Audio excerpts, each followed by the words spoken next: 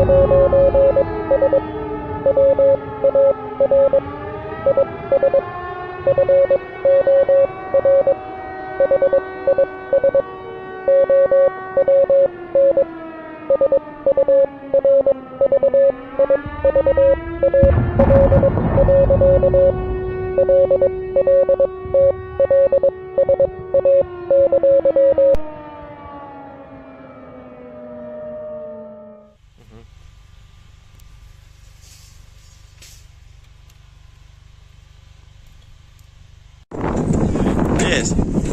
The Leaf Spring Army sends its regards.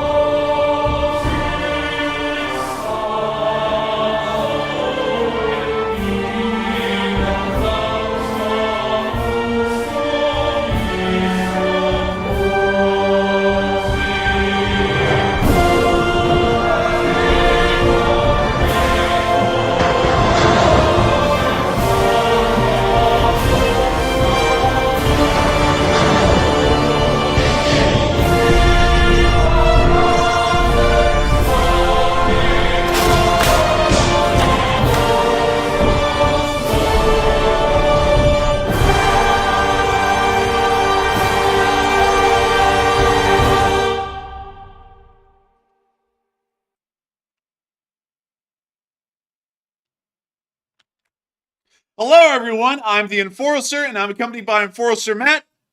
And good evening, folks. It's Enforcer Matt, and welcome back to day 841 of the news. And it's good to see you all once again. And today we're seeing the Russian economy in a big blaze, and also Moscow's in a big blaze too. And it's good to see you all once again. And of course, we're going to be covering the past 24 hours of the major news of the war in Ukraine and the economic collapse that is actually unfolding before our very eyes in the Russian Federation as of today. We have multiple major pieces of breaking news to cover today.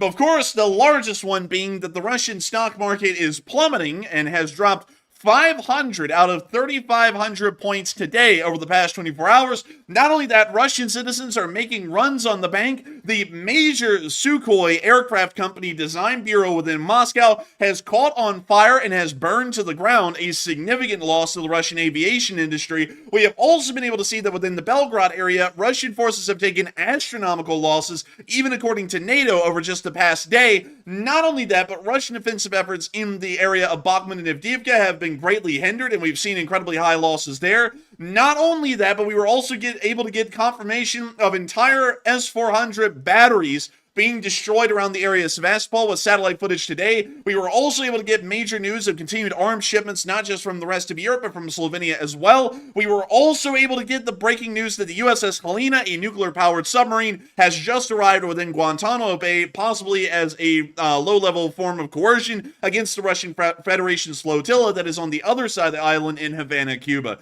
There is a load of news to go over today, an unbelievable amount. And to be quite honest, we are starting off Monday strong with around 35 individual pieces of news to cover. But of course, it is an absolutely nuts day. And it's incredibly nuts because the Russian economy is actually no joke. This isn't a hyperbole. This is an exaggeration. It is truly within a free fall at the moment from what we can understand. And things are only compounding to be worse and worse as the day goes by. We were able to get information that, according to the statistics online, the Russian economy is in a complete free fall. The Bank of Russia is temporarily canceling morning trading on the Moscow exchange, according to the Russian central bank itself. And it's trying to limit trading times to prevent a total economic collapse at the moment. But not only that, we were also able to see that the Gazprom Bank, one of the major banks within the Russian Federation, is down.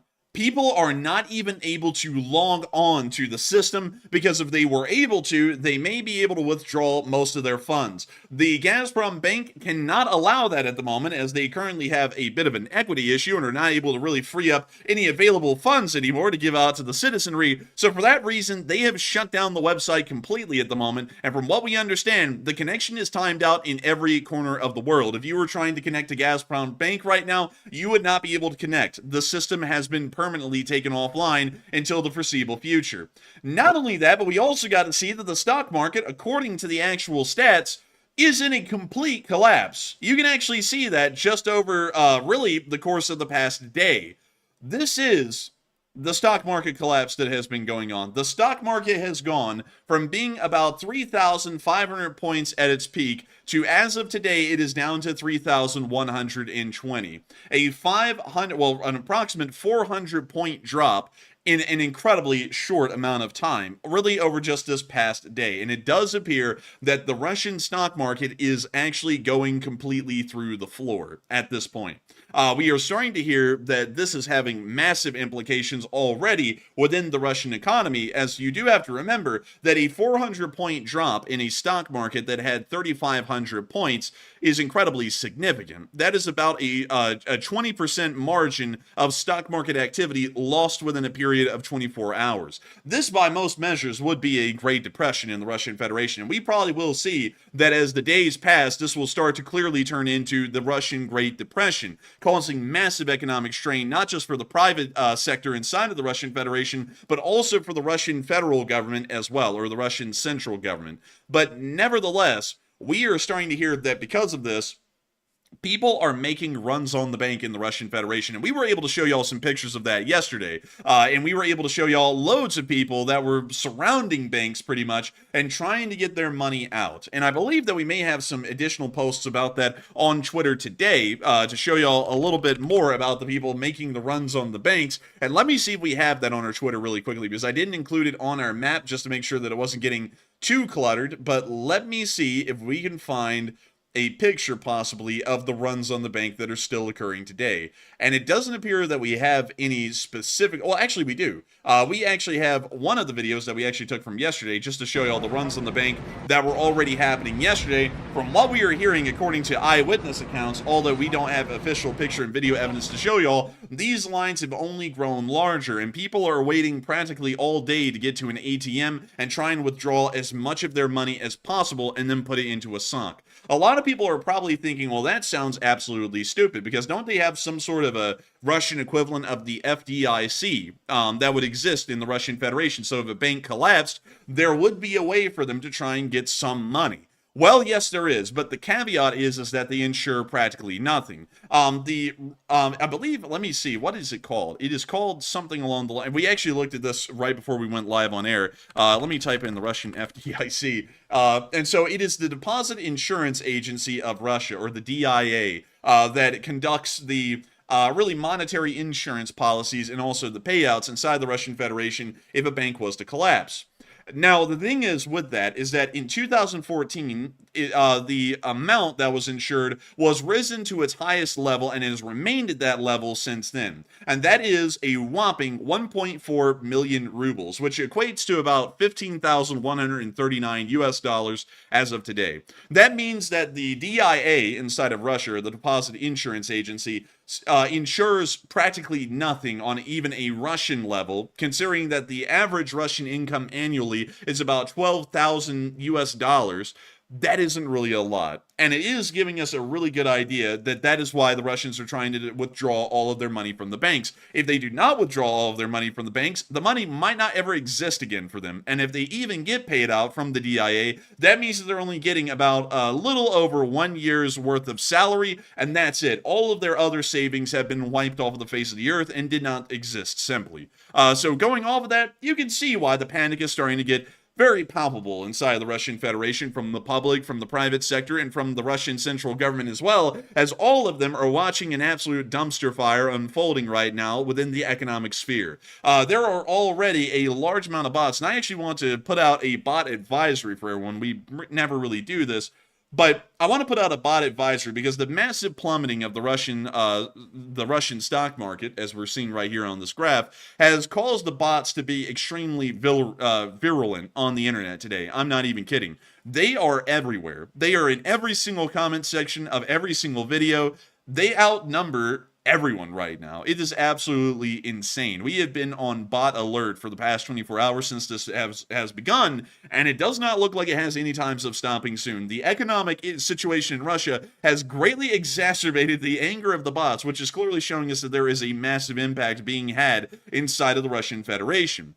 And a lot of people have Those been talking. bots were so mad earlier today under my video. Like in the comments, they were going so wild. There's like Russians in there talking about, it's fake, it's false news, I'm able to get my money out, it's fake. It's like, then how come people are like lined up around the corner trying to get into the bank? The banks literally, here's the catch. Like Andy L said in the live chat, the banks literally do not have the money. They don't have the liquidity to give these people their withdrawals. They don't have it. And that's why they're having to close their websites and also close physical branches, because they simply don't have the money to give. It's kind of similar to what happened here in the U.S. a while back, except the difference is, like the enforcer just said, they don't really have a very strong like FDIC or deposit insurance in Russia. So the Russians rightfully are kind of scared here. They're running to the bank to get their money out, and they're hoping to stuff it in the mattress. And honestly, under these circumstances, it might be the best thing to do, because whatever they can get out at this point is probably all they're going to have left.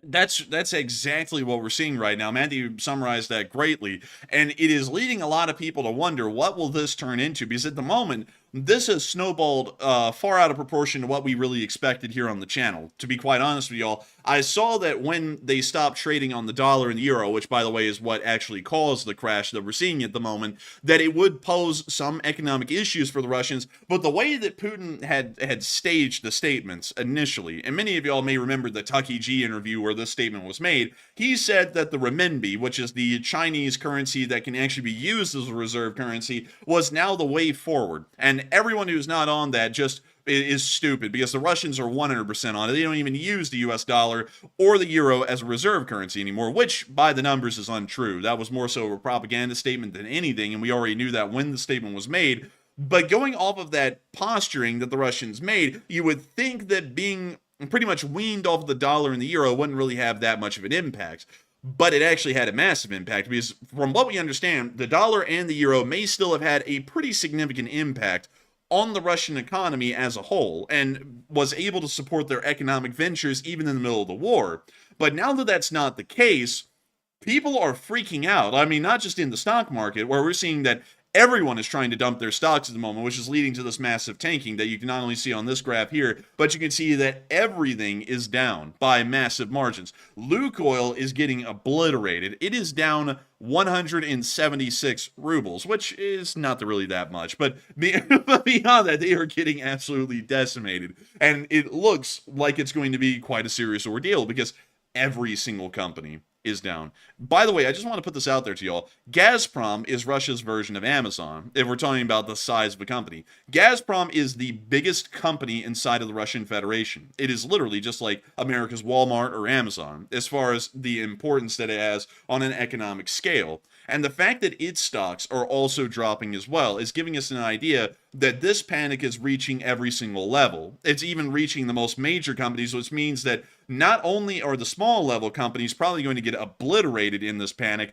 but even the larger companies, the ones that are the mainstays of Russian economic stability, are also going to be affected and shaken up as well because of this. And so going off of all of this, a lot of people have been talking about the future of Russia because of this economic collapse, or more so the panic that has begun because of what appears to be an ongoing economic collapse. And a lot of people are wondering what in the world is going to come out of this? What in the world will happen to the Russian Federation and the Russian economy as a result of these sanctions now making it really impossible for the Russians to use the dollar or the euro as a reserve currency? And a lot of people are believing that the Russian economy will collapse entirely. It will be a complete implosion of the economy, and this will most likely lead to an end to the war in Ukraine just due to a complete lack of funds, and also domestic issues skyrocketing in priority compared to continuing on a foreign war. Other people are saying that the Russian economy will suffer incredibly poorly from this economic recession that will be coming on, or the depression more so, and that the Russians will be in a very bad state going forward in the war. Some people are saying that it's nothing, it's only a temporary spike, it'll soon stabilize. Some people are saying to raise the power and see how the reactors can take it. A lot of people are saying a lot of different things, but some people are also a little bit unsure. But Matthew, what are you thinking specifically about the Russian banks that are beginning to close and making sure the citizens cannot withdraw, and also at the exact time, the actual stock market crash that is unfolding before our very eyes? What are you thinking of it, and what is everyone else thinking about that right now as well? All right, so now today that we've seen an absolute dumpster fire happening in Russia with their economy, it looks like about 50% of the audience said Russia's economy will collapse entirely, while 31% said Russia's economy will only suffer badly but won't totally collapse, and 11% said, it's really nothing, it's only temporary. And on this is a very serious situation. The Russian economy right now is collapsing by definition. However, the question is, will it collapse entirely? And in my opinion, I think it's a little bit too early to say that for certain, but certainly if this does not improve, which I really don't see how this will improve, because the fear is only going to grow in Russia, more and more citizens are going to want to get their money out, and as that happens, you might start seeing major banks in Russia start collapsing and also failing entirely, and then they're going to be putting the Russian deposit insurance to the test, and we'll have to see if Russia actually follows through with that, which me personally, I have some doubts about that, because I think that Russia might hesitate to pay out the money for insurance. We'll just have to wait and see. But it's certainly not going to get better anytime soon, in my opinion. I think it's going to get worse. But Enforcer, what say you? I would have to say that this will most likely result. Either way, I'm going to have to say I'm going to have to be a little bit waffly on this at the moment, but I will pick two options. It's going to be severe or it's going to lead to a complete collapse, because right now this is in day one, really, of the implosion. Well, actually, this really started yesterday, but today is the day that we're actually seeing massive impacts beginning to occur inside of the Russian Federation. Also, man, I like that one bot that said, this is 100% laughably false, as we're literally looking at the Russian stock market graph literally plummeting. Like, it's like, I don't know if it's false. Like, you know, it's like, the stock, like, I don't know, like, do you want to get on Gazprom Bank and try and withdraw your money? I would like to see that, really. But beyond that, this will lead either to a severe depression in the Russian Federation, or this will lead to a complete economic collapse, which is really the same thing as a depression, but just a little bit worse, meaning that literally the economy pretty much just locks up and ceases to function beyond that point on any major level. So I would say that that's probably what we're going to see. Because at this point in the war, it's clearly looking a lot like the Soviet war in Afghanistan, with how badly things are going, how the economy has stagnated and also started to go on a backslide, and now we're starting to see that there's a massive drop-off of economic activity. This looks a lot like the economic woes that the Soviet Union had already begun to enter by the time they invaded Afghanistan in 1979. And now it looks like the end result that we started to see by 1989 to 1991, where the Russian economy did start, well, the Soviet economy pretty much completely imploded over those few years and then led to a complete collapse of the Russian Federation. But loads of people are seeing this, and I'm seeing a lot of people, and oh my god, dude, Kevin J said the Russian stock market closed today at 2022.51, so it actually plummeted even farther than what we're seeing on this graph, according to Kevin J.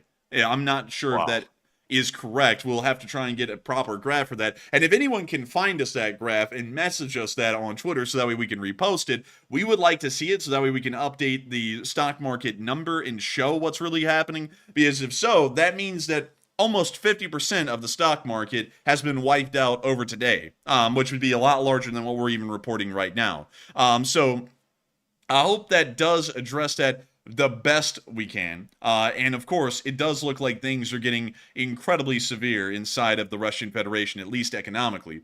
But moving on from that and the major news of Russia's financial collapse that is now occurring, we are also seeing that within Moscow, the Sukhoi Design Bureau is on fire, and it is burning to the ground. It's not a limited fire, a small-scale fire. It is a fire that is spanning the entirety of the Sukhoi Design Bureau. And really quickly, let me go and get you all a little bit of history about Sukhoi, the aircraft manufacturer, because it's one thing to say that Sukhoi, the Sukhoi Design Bureau is burning. It's another thing to say that the Sukhoi Design Bureau and the Sukhoi Aircraft Company is one of the largest ones in the Russian Federation at the moment. And let me just put this out there really quickly, so that way you all know why this is important.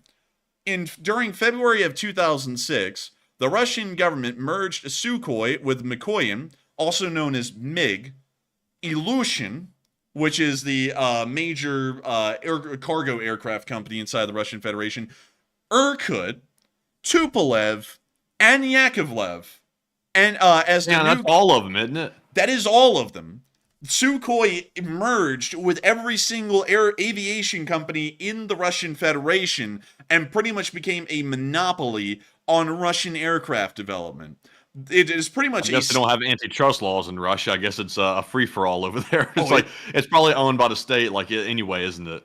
Dude, it pretty much is. It's kind of like a semi-state-owned design bureau in a sort of a way, kind of the same way that Gazprom is, where Russia is the main stakeholder in Gazprom and Lukoil and all of the other major companies. Sukhoi is very similar, but pretty much Sukhoi is the aircraft company of Russia. It's a lot like Boeing in the United States, if you want to put it that way, but Sukhoi is like a super Boeing for the Russian Federation. They actually control every single major company. And let me just put out there a couple of the aircraft that would be known, that y'all have seen, that would be made by Sukhoi or made by a company that has been merged with Sukhoi.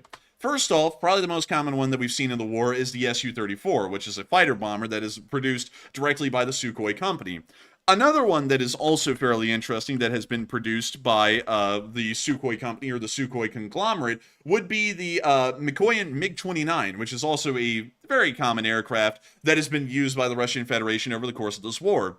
Another one that may be pretty popular with all of y'all is the A-50 Mainstay, which we've seen 2 of these shot down. I believe 3 of them have been destroyed. 2 of them were shot down and 1 was destroyed on the tarmac, but these would also be produced by the Sukhoi company as well. Another aircraft that would have been designed or made by the Sukhoi company would be the Tupolev 160s, the brand new Tupolev 160s that are currently being used to launch cruise missiles into the territory of Ukraine. This one is actually built by the Sukhoi company as well. Another interesting aircraft that is also made by the Sukhoi company that has been hitting headlines recently is the Su-57 Felon, which is the only somewhat 5th generation stealth-ish aircraft that the Russian Federation has ever been able to produce. And these are just a few of them. But all of these are produced by the Sukhoi conglomerate inside the Russian Federation. They make every single military aircraft that the Russian Federation fields in the modern day, or they own the company that does produce those aircraft, like MiG, Tupolev, Ilyushin, all of those companies. Every single one of them they control. Every single one of them is a part of Sukhoi. And every single one of them is run out of this one headquarters in Moscow. This is the Sukhoi Design Bureau's head office. And this is where all of the management and all of the major final processes of business is conducted for the Sukhoi conglomerate inside of the Russian Federation. That building y'all just saw in the picture caught on fire today, and we were able to see that the fire is massive. It is burning pretty much the entirety of the building, and we can see that right here.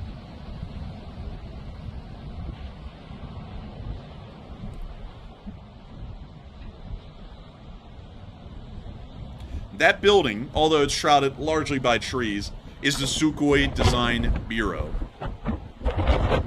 Sukhoi building is on fire like it's planes now. It's a perfect analogy here. Dude, I'm telling you, man. And hey, huge shout out to the relaxation signals. But beyond that, this fire is extreme.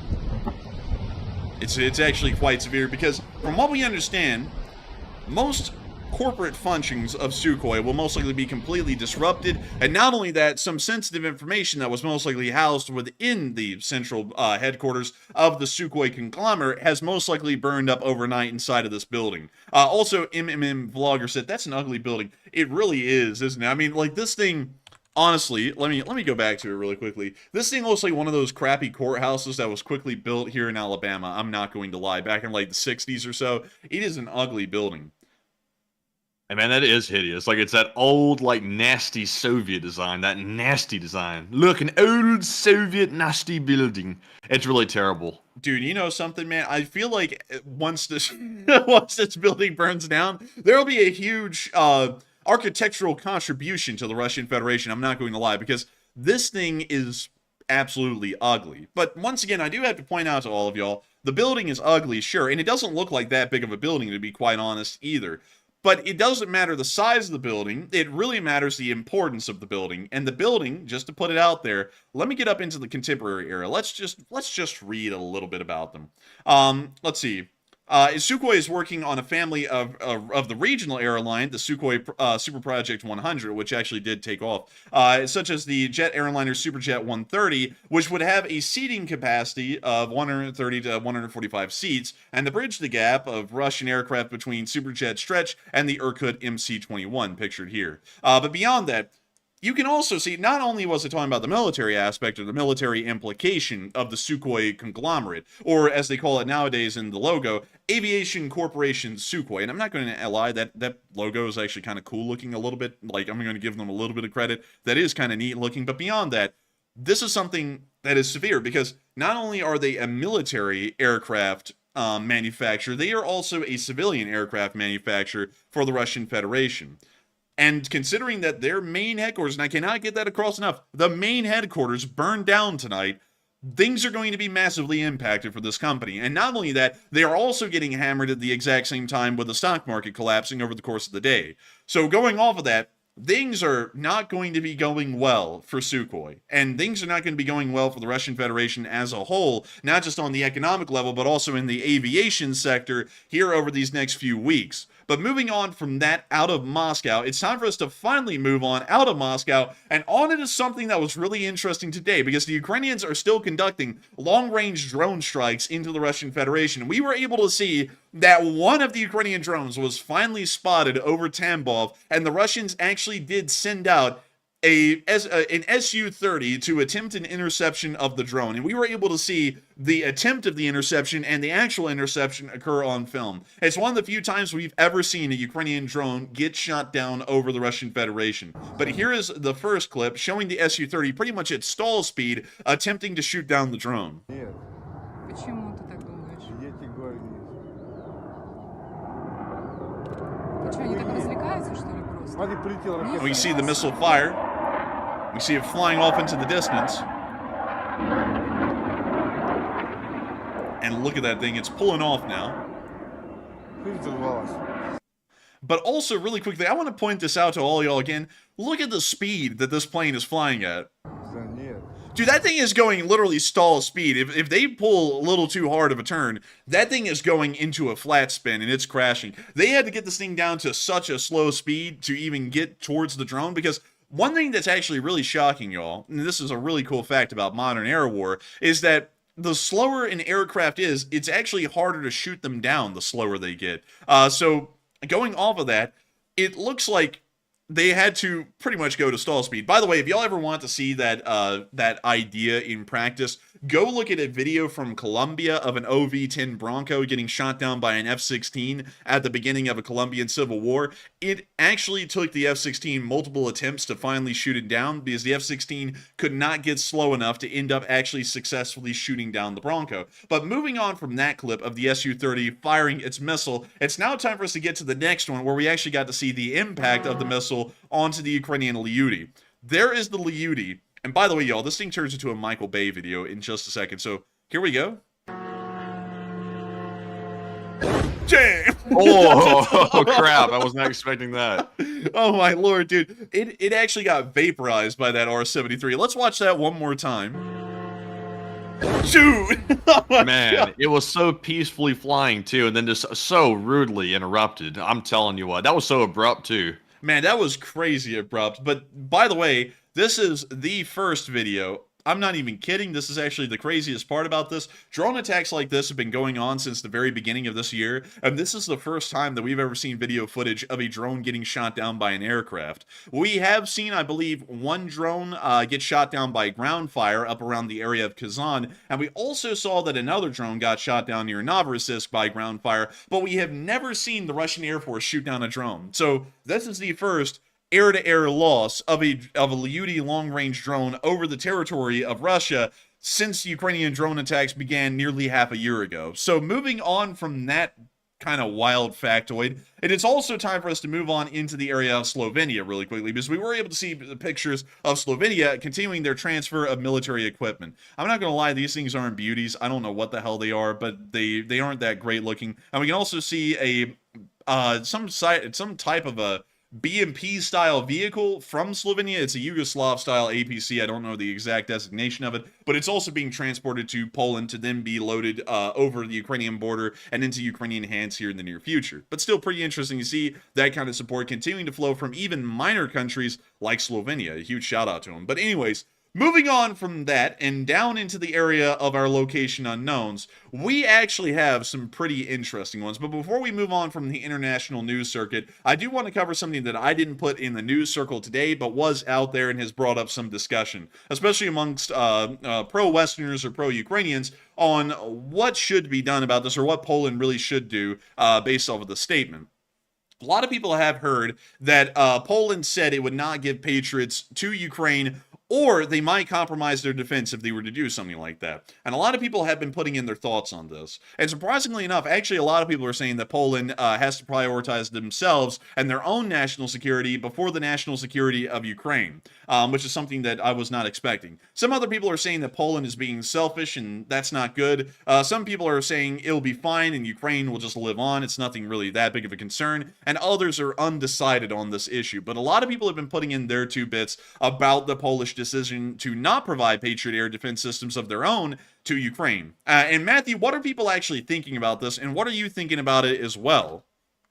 All right, so after Poland said that it will not be giving a Patriot to Ukraine, it looks like 63% said Poland must prioritize themselves over Ukraine, while 10% said Poland is being selfish and that's not good at all, and 19% said, it'll be fine because Ukraine will live. And me personally, I am 100% of the belief that Poland must prioritize their own defense first.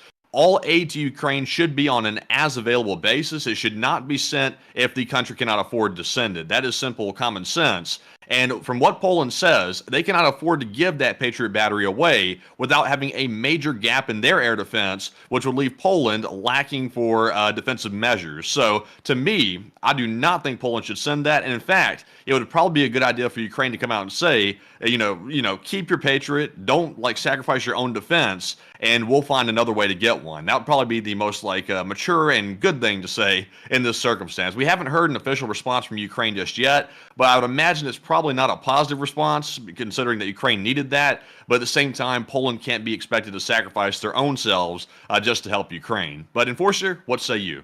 Poland certainly has to prioritize itself. I was actually shocked to see that most of y'all agreed with that assertion before we even got around to it, but that is a priority. And that is something that some people, I would have to say this, just as a bit of a general address to people who seem to be pro-Ukraine.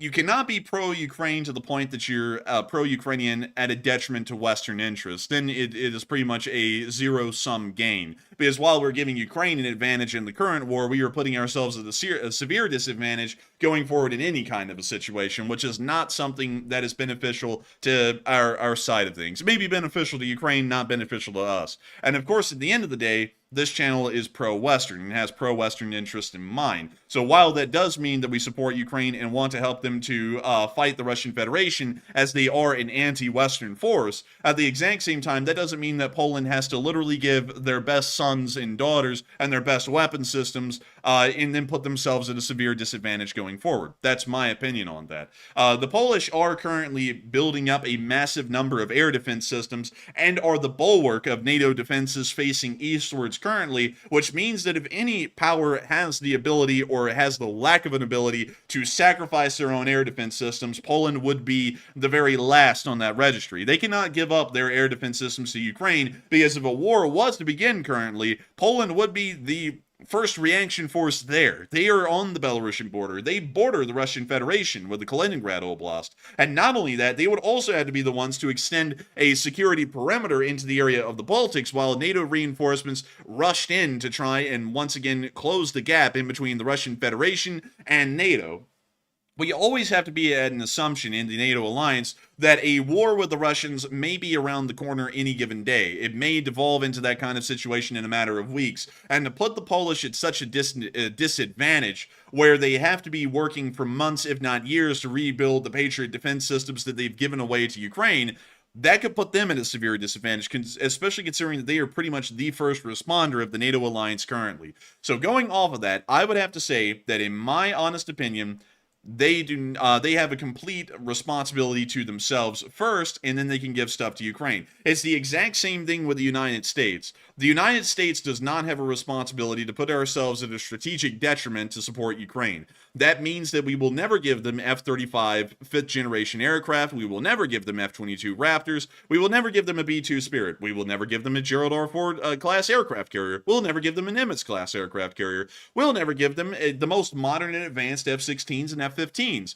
Because all of those things, not only that, but Abrams as well, we are not going to give them the most advanced M1A2 SEP V3 variant of the Abrams or the SEP V4, simply because those are the most advanced weapons that the United States is able to field in any conflict at the moment. And if we were to give those you know what it's kind of like is when an airplane is about to have a crash or something like that, or the cabin decompresses, the oxygen masks drop down from the ceiling, and they always tell you always put on yours first, or otherwise you're both going to die. Whoever you're trying to help, you're both going to pass out and you're both going to die. But if you cannot save yourself first and you can't protect yourself, then there's no way you can help other people. So this is mere common sense. We cannot leave the donor countries defenseless, or they're going to die along with Ukraine. Exactly. And that's something that I think everyone has to remember. A country can't do things to a detriment of its own. And I will say this, Poland had a complete right and a responsibility to stop Ukrainian grain from entering their country. It was devastating the agricultural industry. It's already tough enough in a modern industrialized world as is for the agricultural sector. So it's not really that fair for the Ukrainians to go, we have to sell our grain somewhere, and then flood the Polish market and end up collapsing the Polish grain industry. Not only that, the Polish government has a responsibility to the Republic of Poland first, before anyone else. And that means that the citizens living within Poland have to be able to look at their government and understand that they will be making the best decisions for them, both to their defense, their prosperity, and their security. And not only that, their liberties and freedoms as well. All of that comes first for the Polish government. The same thing for the German government, for Germans. The same thing for the French government. The same thing for the American government. The responsibility to the citizenry and the responsibility to the success of the nation comes before everything else. And that means that if Ukraine is wanting Patriot systems, but Poland understands that they would be putting themselves in a strategic tough spot by doing that, they're not going to give it. And I would have to agree with Matthew that the Ukrainians should be smart at this moment, considering that the Polish are saying we cannot sacrifice those weapon systems at this time without putting ourselves at a great disadvantage. It would be very wise for the Ukrainians to come out and say, you know what, we don't want y'all to go at a great disadvantage or anything like that. Don't even worry. We're perfectly fine. We'll try and get the air defense systems from someone else. That would be the best thing for the Ukrainians to do right now. If the Ukrainians, and I will say this because I want to be completely fair, because I'm pro-Western, but I'm also not going to be biased here. If the Ukrainians started to try and beat down the Polish government for making that statement here in the future, that is going to make the Ukrainians look a little parasitic, like they're trying to damage their host, which is NATO, and really screw over their interest in the interest of Ukraine, which makes a little bit of sense from a Ukrainian perspective, because of course they're looking out for themselves and they are a priority. But at the same time, it would start moving into the territory of biting the hand that feeds you. And that's not really a smart move for the Ukrainians. So I would say that on a diplomatic level, it would be a lot better for them to accept that statement with grace and say, very well, we'll look for the air defense systems elsewhere. But we would still like to thank the Polish for the massive and unbelievable support that they've been giving over the entirety of the war, without fail, without break, without ever a mention of quitting, and that would be, and the Polish are absolutely incredible. That's what I would say would be the best approach for the Ukrainians at this point, because the Polish do have a serious security concern at this given moment. And so with that, I hope that does address that the best I can. And with that, it's now time for us to move on into our location unknowns. And the first one that we have are some camo-wrapped guns. And boy, these things look good. I'm not gonna lie. Like, I don't know what they did, but they actually have, I believe this is I don't know what kind of AR this is. Matthew's gonna say it looks like a Daniel, and it kind of does look like a Daniel. I'm not gonna lie. It looks like, I'll be honest with you, with that camo on it, it's really hard to tell what it is, but it has that like quad rail system on it, kind of like the Daniel Defense does have, the M4A1. In fact, it kind of looks like mine, minus the muzzle device at the end is a little bit different. But they've got a very nice optic on that. They've also got looks like a plastic foregrip. I can't really tell though. But yeah, pretty cool. Also, that stock looks like maybe the, I can't remember, like the SOP mod stock or something like that. It's a pretty heavily modified gun from what I can tell. And also, they have the Malyuk right here as well, which is a Ukrainian-made bullpup. Looks really good with the wrap on it. I gotta say, this thing is really sleek looking. And also, sadly, they only have the micro dot on it. I'm like, man, like, you can put a better optic on that thing than a micro dot. I have a micro dot. And I'm not going to lie, those things are really, like, poo-poo. I would highly recommend getting anything but a micro dot, like get a Holosun or something, if you want something like that. And then also, there is the AK-12, which has actually become really common out there. I'm not going to lie. These things aren't really that special or rare anymore because the Russians have crapped these things out over the course of 2 years. But it is still really cool to see one in a camo wrap like that. I'm not going to lie, camo wrap looks really good. Huge shout out to the Ukrainians that are doing this. I don't know who in the world is doing the Cerakoting or the camo wrapping out there, but it looks really good. And I saw Armchair QB say, I like the one on the right. And I like the one on the right too. And then I also saw Relaxation say, can't see him like this guy named John Cena. And you can't. Like these are pretty good. These are legitimately great wraps right here. And Man, I you got can't even see it. So you can't see it so good that if you dropped it like in an area where it's like forested, like maybe some straw or something on the ground, it might blend in so well you don't even see it. Like you can't even find it or something like that. Dude, this thing is so camouflaged that it speaks Chinese just like John Cena. That thing be going, like, it's like, dude, no way. It's like this thing, you can't see it. Like, you just can't. It's that good. But moving on from that and on to our next bit, we also got to see a Ukrainian Tunguska in training. These are actually incredibly rare. The Ukrainians only have, I believe, about 12 of these systems. But we got to see one in training fields today as they are trying to move these more into active air defense roles, attempting to intercept Shahed drones that are traveling throughout the country. Pretty much joining the Gepards that have been provided by the by the Germans over the course of the war, and then the ammo has been provided by the Swiss through a whole bunch of diplomatic rigmarole. But moving on from that, we also got to see, Matthew, the Bushbuhanka. I have never seen a Bushbuhanka, but this thing is bushed up. Those Russian hippies are back at it again. Like, Back at it again with another one, Daniel. Like, Zoink Scoop. I think we've got the wing. Raggy hot dog man. Aw, man. I could smoke that. Man, I think they overdid it a little bit. Also, why would you go through this much effort to disguise a Buhanka like that? Dude, I have no clue, man, because you know it's still going to get hit. I mean, this thing, this is actually stupid, y'all. Like, I'm not kidding. This is going to get blown up because it's going to be moving down a road and it's going to be kicking up dust. And what bush do y'all know is going down a road at 40 miles an hour and kicking up dust? None of them. So this thing will be targeted by drones and destroyed. I don't know why they did this, but really weird. But moving on from that and into the Russian casualty report, the losses were high. They were incredibly high. Oh!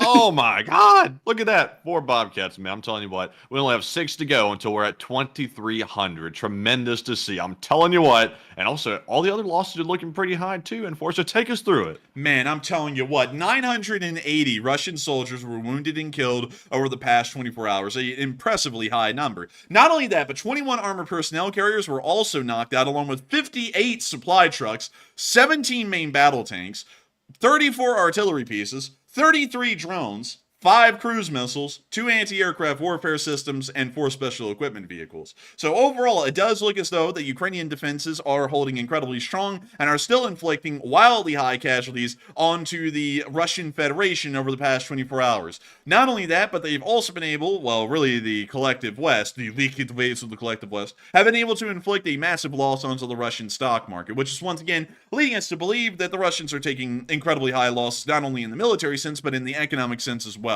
Moving on from that bit of news, it is now time for us to move on into probably the next wild area of the news, which is the Belgrade front, or more so the Vovchansk front, as it has been called.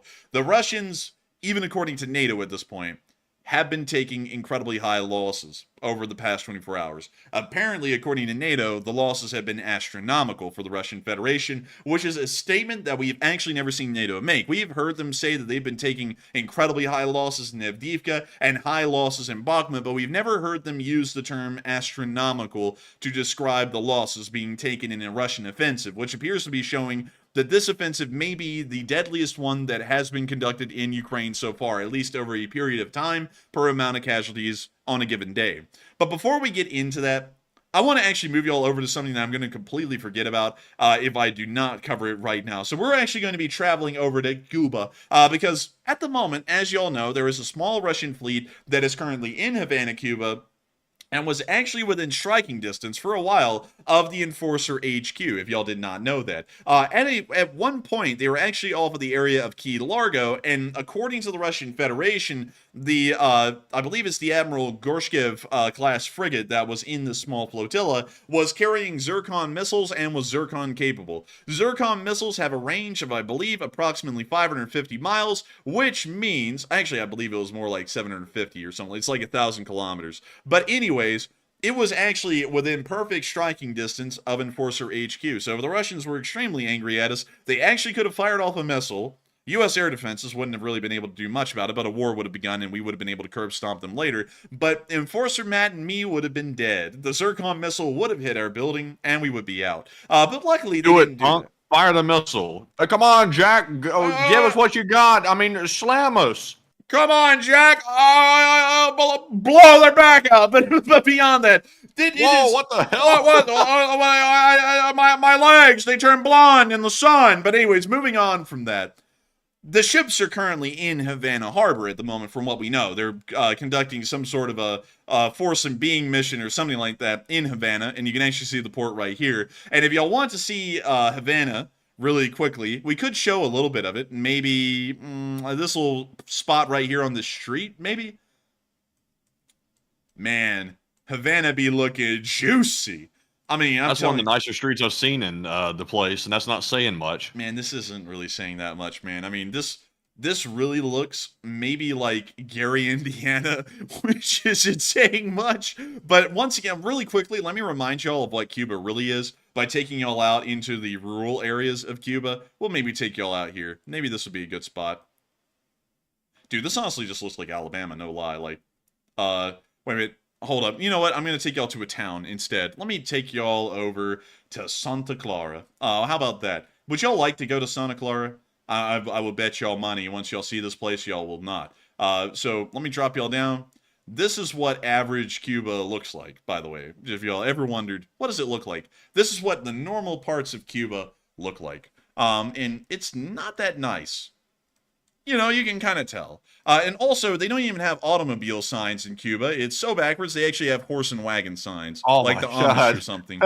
No joke. Man, that's crazy. He's riding a, looks like a dumpster, like attached to a horse. It's not even like a real buggy, it's a dumpster. Dude, he got that dump truck. He got that dump truck out here.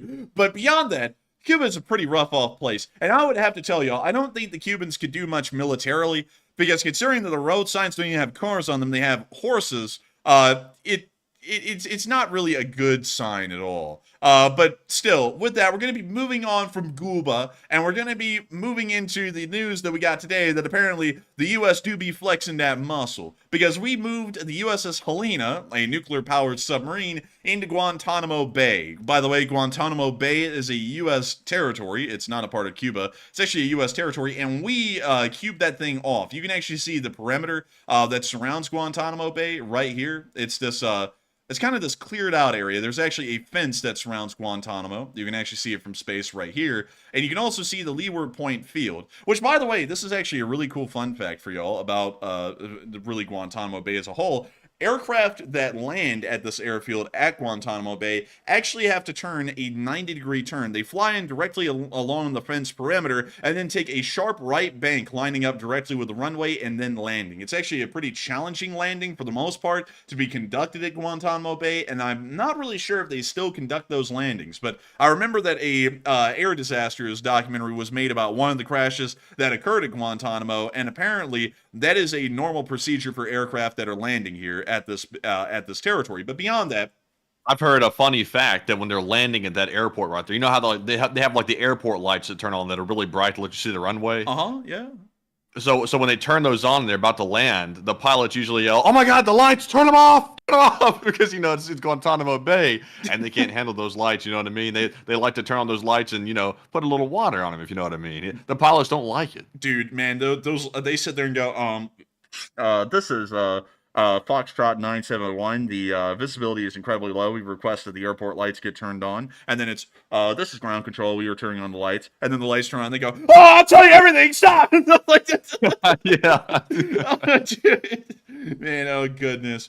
Huge shout out, by the way, to all the Taliban guys who are still there. But anyways, moving on from that, and into the actual news, we got to see the USS Helena arrived. This picture is just of the Helena in general. This is not in Guantanamo Bay, because you can actually see a city back there in the background. But this is the USS Helena, which is a Los Angeles-class nuclear-powered submarine. According to the U.S. Southern Command, they said that this was a routine port visit. I'm not really sure if it is or isn't. I haven't paid enough attention to submarines taking a routine visit into the area to really be able to tell y'all if this is or isn't. But I would take the U.S. Southern Command's word at this. But still, it is showing that while Russian naval assets are in the area, the U.S. naval assets are also in the area at the exact same time. But moving on from that little bit of news in Cuba, and also, by the way, Matthew, I saw you say Seattle? They're just playing. But anyways, moving on from that and into the Ukraine war news again, up in the area of Vovchansk. Pole. Huh? Pole. I'm sorry. I'm so sorry. I just remembered the whole entire reason we did that was to get into a poll. I thought you were just yelling poll. I was like, where? Like, where's the Polish guy? But anyways, the U.S. sent a nuclear sub to Cuba on a routine patrol in Guantanamo Bay. Is it merely coincidence? And a lot of people are saying that the U.S. was following the Russian fleet. Some people are saying that it was a mere coincidence, and others are saying that they need more intel. But a lot of people have been having some two bits on this, like, no doubt, no lie. A lot of two bits. And Matthew, what are people thinking about the U.S. submarine, the Helena, arriving in Guantanamo today? And what are you thinking about it as well? So a lot of people have put in their 2 bits or 2 cents or whatever you want to call it on the poll. It looks like 73% said no, it was the U.S. following the Russian fleet. It was not just a routine patrol or coincidence. It looks like 16% believes it was a mere coincidence. The sub just happened to surface in Cuba right as the Russians were there. And 8% said, I need more intel first.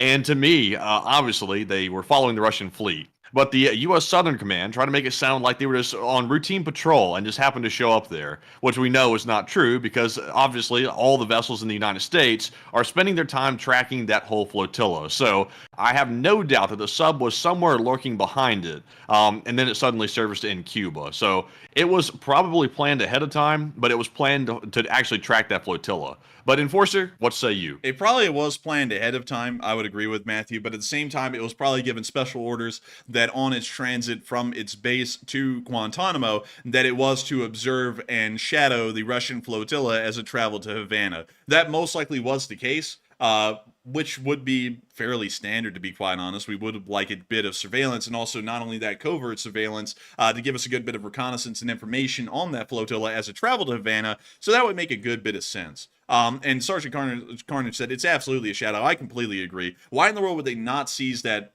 incredible opportunity? I mean, it's already going to Guantanamo as is, to give it an additional order of shadowing that small flotilla. I would say that that would be a genius move. Also, really quickly, I was wondering, how fast can a Los Angeles class attack submarine go? And so, Los Angeles class submarine. And of course, here is the Los Angeles right here. You could see a picture of it. Dude, those things actually look pretty menacing, I'm not going to lie. But let's see here. It's a California submarine. What you know? Dude, you know, it...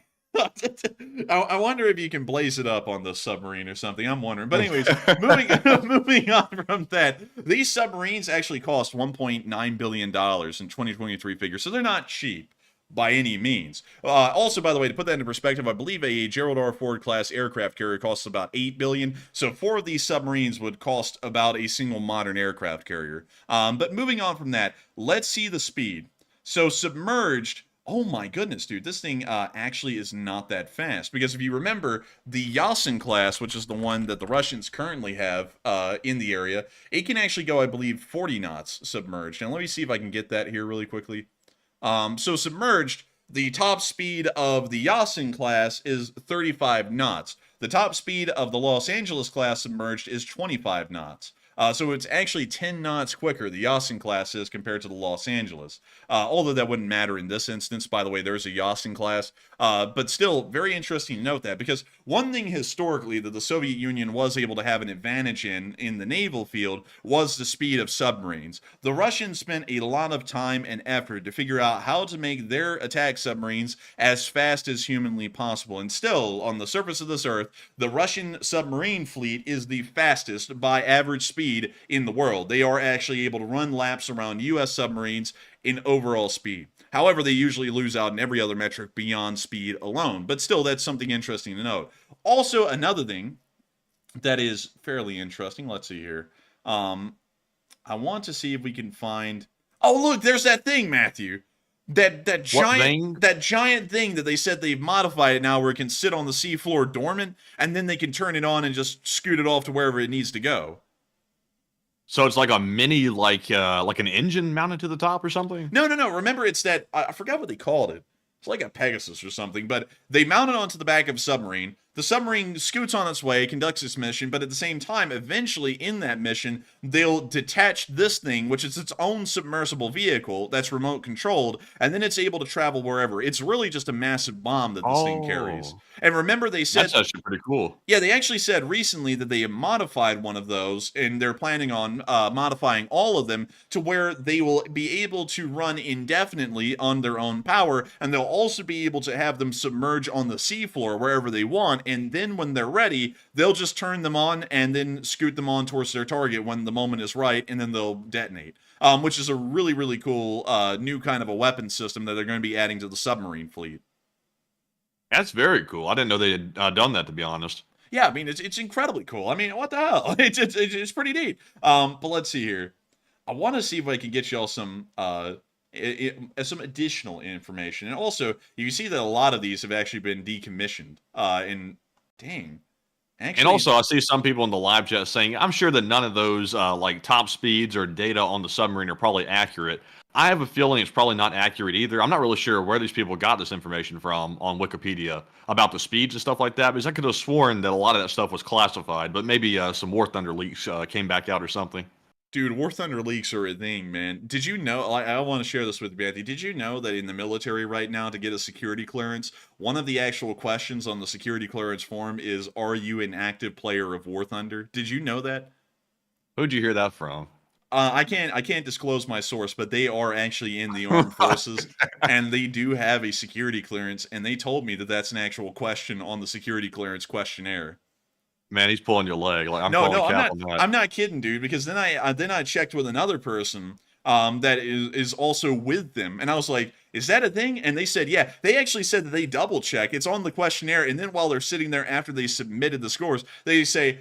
They like let's call him a staff sergeant, his equivalent rank, but they'll come in the room and they'll go, if anyone plays War Thunder, we want to speak with you for a quick moment. So raise your hand if you played War Thunder. They actually do that. I'm not even kidding. Like it's an Cap. actual thing. No, it's not calling cap. cap. It's not cap. What are they doing in a room anyway? Is when you fill out like the security clearance stuff, you have to go home. They do all the stuff on their own. Like, why are they all sitting in a room and they're asking about playing video games? That makes no sense. But the thing to get the security clearance, you get your initial security clearance, but then to move on and then get additional information, I believe it's a higher security clearance level specific to your job field. You then have to conduct another security clearance test that is completely internalized within the branch that you're a part of, or the Department of Defense. And then that's when they ask that question, because I was told that by not just one person, but two people. So it can't be cap. They couldn't be pulling my leg and not know that the other one was also pulling my leg. Like that, and one of them volunteered the information. They're like, by the way, just letting you know, they ask about this. And so I was like, oh, really? I was like, no way. Because you got to think about it, Matthew. War Thunder is a massive risk to national security, not just for the United States, but for around the world. Because just to put y'all into a little bit of info, like, by the way, huge shout out to War Thunder, great game. And I don't want to like diss on it because I play War Thunder. It's actually pretty fun. But if you play War Thunder, there are a lot of people who are actually currently serving in multiple nations around the world who also play War Thunder and are also privy to classified documents and intelligence, or information more so, on the vehicles that they actually work on. And so what's ended up happening over the years... Oh, go ahead. What's ended up happening over the years is that some of these people will go onto the forums on War Thunder and go, "Man, the Challenger 2 is represented wrong in War Thunder. It's actually like this." And someone will go, "Oh yeah, like you would know anything." And then they will literally take a copy of the Challenger 2's classified manual and publish it, proving their point. And then of course that causes a massive issue, and then it all gets scrubbed from the War Thunder forums, and then War Thunder gets in a tizzy because they're scared they're going to get banned in that country, and then that country gets in a huge tizzy because that wasn't supposed to happen, and it's a whole huge ordeal. But it is an actual thing that has happened a lot on War Thunder. And it hasn't just happened with the United States. It's not a specific thing to the United States. There have been documents leaked by the Russians, by the British, by the French, by the Chinese, and I believe one that was leaked by the Japanese. And so far, some of the countries that are represented in game that have been able to get a pass are Israel. I think they are maybe the only one that I haven't heard about a classified documents leak coming from yet. But if you are in I'm just saying real quick. I may or may not have seen or am aware of some of the questions that are on a single scope. Not saying how I might know that, but I've never seen that question on there from my personal experience. I've never seen that. Man, I'm just saying, man, it's on there now. I mean, like I think when you were looking at them, that was a while ago. Like it's on there. It was about a year and a half, 2 years ago, I think. Well, actually, more like 3 years ago, more like it. Dude, things have changed a lot, man. Like the classified leaks on War Thunder, man, skyrocketed since then. So now they actually ask about it because it's a bit of a risk, or you could be in an at-risk group to disclose classified information. But moving on from that, it is now time for us to move on into the area of Vovchansk and start talking about the offensive that has been going on here. But before we move into that, there are several questions that I want to make sure that we can answer. And so, Matthew, what do we got? All right, so we do have some very juicy questions, and the first one of the night is going to go to Suburban Chimney of Silver Spring, who puts in a very generous $50 donation, and huge shout out to Suburban Chimney for that very generous support, and sadly, no comments to put here in the super chat while I'm distracted by a bot who's come in here again, but thank you very much, Suburban Chimney, for that support, and Enforcer, what say you? And I gotta say, thank you so much for the support, Chimney. Thank you greatly for that support and helping this channel to keep on running. You didn't throw in a comment, but it is, of course, greatly appreciated, Suburban Chimney, that you want to support this channel and help it to keep on running. If it wasn't for folks like you, we wouldn't be able to make this channel possible. We wouldn't be able to make this thing a reality. And I got to thank you so much once again for enjoying this channel enough that you would find it worthwhile to support, because you help us to be able to keep this stream ad-free and sponsor-free. And not only that, so make sure that the stream can run long into the future. And I got to thank folks like you for making that possible and helping us to really do this as a reality. And also, really quickly, because we didn't really touch on this enough last night, and I don't even know how to segue into this all too well, but OfficialEnforcerStore.com is open right now for international patch sales. Hey! And you can order a patch right now. I actually have it listed as Australia so that way we can move to this part of the website. Otherwise, if you're from America, you won't even get to this page. But they are being sold in 3-packs. You can get patches in groups of 3. And they will ship anywhere in the world but America, because this is not open for the American viewers. This is only open for international viewers from every other country. You can get these patches in many different varieties. You can get 1-pack of 3, 2-packs of 3, 3-packs of 3, and they all come in the same high-quality PVC material with Velcro backing. Both sides are included, by the way, and they are perfect for everything. Bulletproof vests, tactical gear, hats, anything. They're even good just to show you support. You can do anything you want with them. Put them on a computer. I don't know how y'all do that, but y'all figure that out. You can do anything you want with them. They're about 4 inches by 2.5 inches. A lot of people can attest to the quality. They are incredibly nice, and they are selling at different prices globally. Because, of course, we have to account for different currencies. So right now, it's 39 Australian dollars for a 3-pack, but the price will vary. Like, for example, if we go to, say, Austria. It is actually only 24 euros for a 3-pack. Oh, wow, that's cheap. 24 euros. It went from $25 to 23.95 euros. That's a good price. Let's see, and what is it in Canada? It's actually 35 Canadian dollars. Some people out there might be interested in that. I don't know. And then also, let's see. A Hong Kong SAR. Oh, dude, yeah, let's go check out Hong Kong. Oh my Damn, god. 200. Oh my god. Yeah, that's crazy. But you know something, Matthew, that just hit me? Because there are some Hong Kong viewers, the LSA can actually exist in China. Like, I'm not kidding. Like, you know what? I never thought of that. Like, Hong Kong is technically a part of the People's Republic of China, although it's a special economic region, or a special administrative region. That's why it's called an SAR. So we actually could have LSA patches in mainland China. I never thought of that, but we could do it. That is crazy. If the Russians, anybody over there that happens to be friendly to the West and they just can't quite, speak up and say it, if they want a 3-pack of patches, it's a mere $2,200 for a 3-pack in rubles. Let's see, how much is it in shekels? Oh, it's actually not that much. It's only 95. I thought it was gonna be like thousands. I was gonna be like, oh my god. But let's see here. The UAE, how much would it? 94. Good lord, dude, that's actually getting a little up there. How about Switzerland? Was that a dirham in what country was that? The UAE. Yeah, I think that's a dirham, isn't it? I have no clue. That's why I said 94, and then I just left it at that. I was like, I don't know. Like, I was like, I have no clue, man. But let's see here. I want South Korea. What? Good God! 35,000. Oh, wow. That's actually the highest. Like, I think that's the highest that we could get right there. And then let's see. Singapore. Nah, their currency is actually stable. Let me see. What country would... Let's see. Norway actually is in US dollars, interestingly enough. So it's actually 25 US dollars, which is the base price. But with that, I hope we were able to address that the best I can and get you all a good look at the actual price. It is 25 US dollars per 3-pack, but for international viewers, the price will vary, because from currency to currency. But nevertheless, also, let's see here. I've been asked, Matthew, specifically to check the prices in India, and I'm trying to see. A rupee? I don't think we sell to India.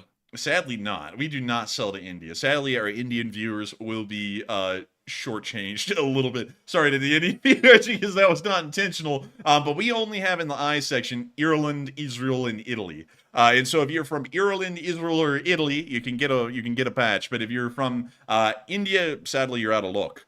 So with that, I hope that does address that fairly well, at least in my honest opinion. But with that, we can get you a Canadian figure, considering that the person who's particularly asking would like to know, because they are from Canada. But you can get it for 35 Canadian dollars.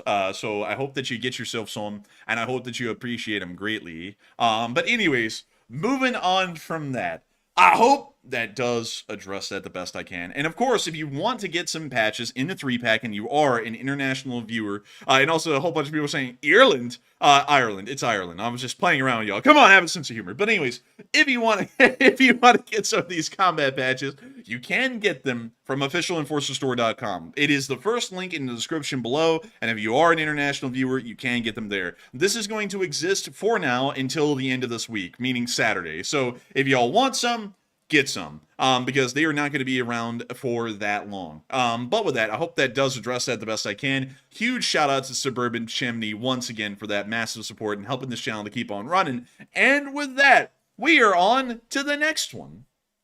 All right, and our next super chat is going to go to Brad Wall. Brad Wall puts in a $40 donation, and thank you very much, Brad, for that support. He said, I got my LSA t-shirt a few days ago, and super fast delivery, considering I am down under, and great quality, and feels good to be representing. And tell you what from the chat, guys, and keep up the great work. I gotta tell you what, Brad, you have done an excellent sales pitch for the shirt. I wish it was still open. Sadly, the t-shirt sales have come to an end, but I'm very glad to hear you're happy with that quality. They are quite good, if I do say so myself. I wear mine all the time. But thank you very much for that. And Enforcer, what say you? And a massive shout out to Brad Wall, who did throw in a massive bit of support. Not only that, got an LSA t-shirt. And I gotta say, thank you so much for saying that the delivery was fast. We try our hardest to make sure that these things got out as quickly as possible, along with the patches to the American viewers. And crazily enough, they got out to everyone unbelievably fast. But not only that, the quality is great. Who can argue against the quality? I got 4 of them, and I can attest that each one is the same as the last one, just a different color,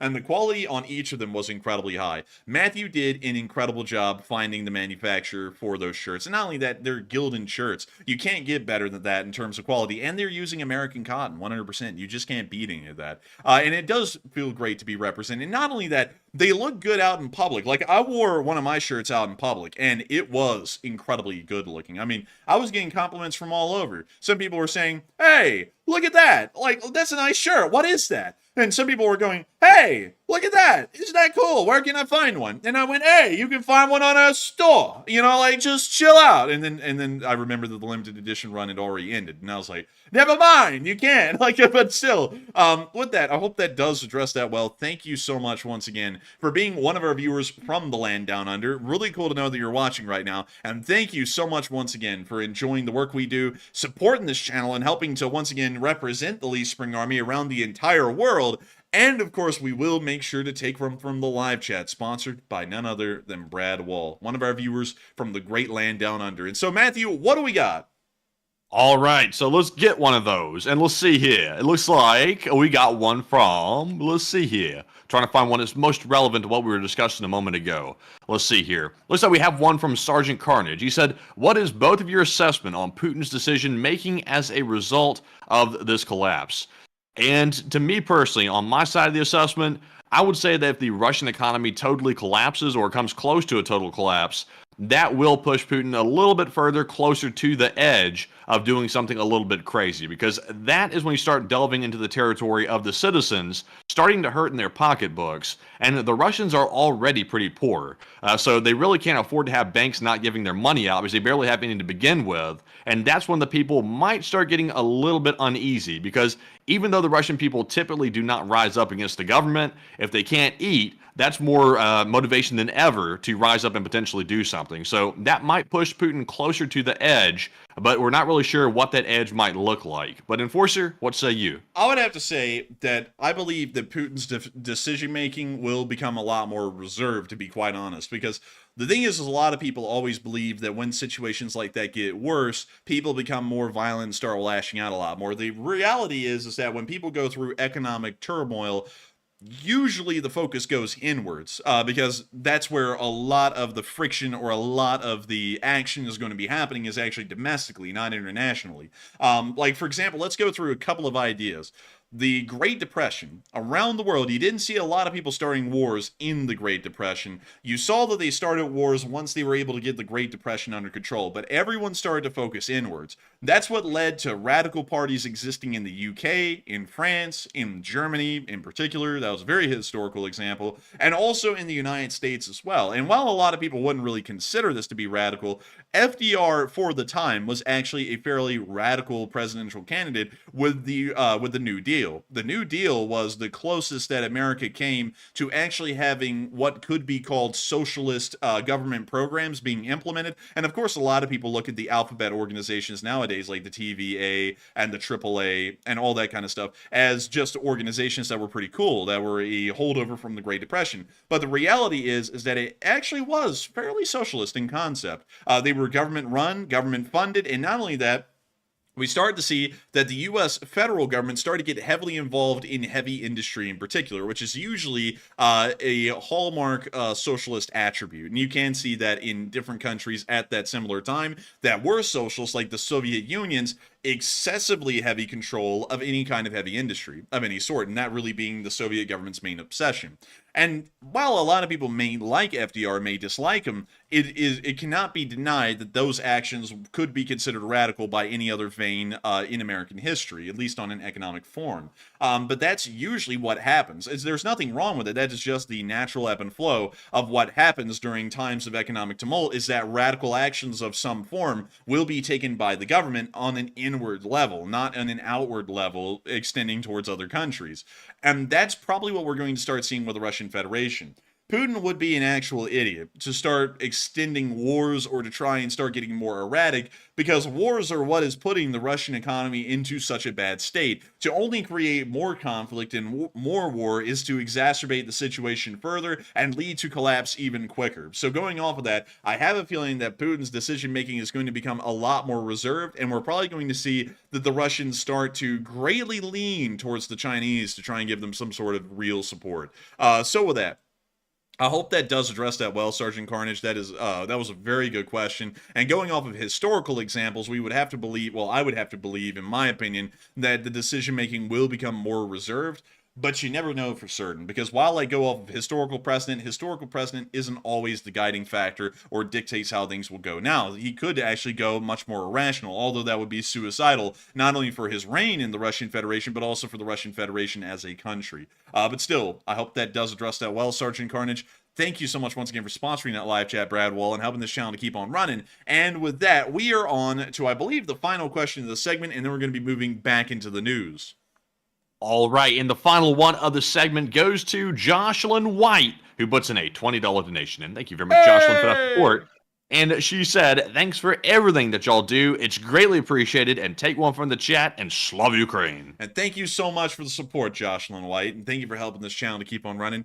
It is folks like you who help to make this thing possible. And I got to thank you, Jocelyn White, for being a supporter of this channel. Because, of course, support ebbs and flows, as it naturally will on this channel. Sometimes support in Super Chats can be high. Sometimes it can be low. But we always thank everyone who continues to support the channel and make this thing a reality each and every day. And Jocelyn White, you're one of those people. And I got to thank you so much for that and helping this channel to be possible tonight so that way we can continue on. The work that you're saying is incredible and great and that you greatly appreciate. I got to thank you so much for enjoying it. And I got to thank you so much for supporting it as well, because that support is one of the things that makes it possible for us to do that, do this as a full-time job and to be on here every single night. What's even crazier is that nowadays, and I feel like I'm obligated to bring this up to y'all because it's something that Matthew and me have just noticed, and now that we've noticed it, we can't unnotice it. We have been in the top 100 chart of YouTube in America for the past 3 weeks, I believe, straight, without end. Not a single day that we've been on air, we have not been in the top 100.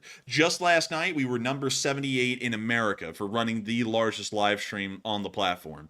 That is absolutely insane. Tonight, we will probably be up in the 50s, which it's nuts to think that we're in the top 100s.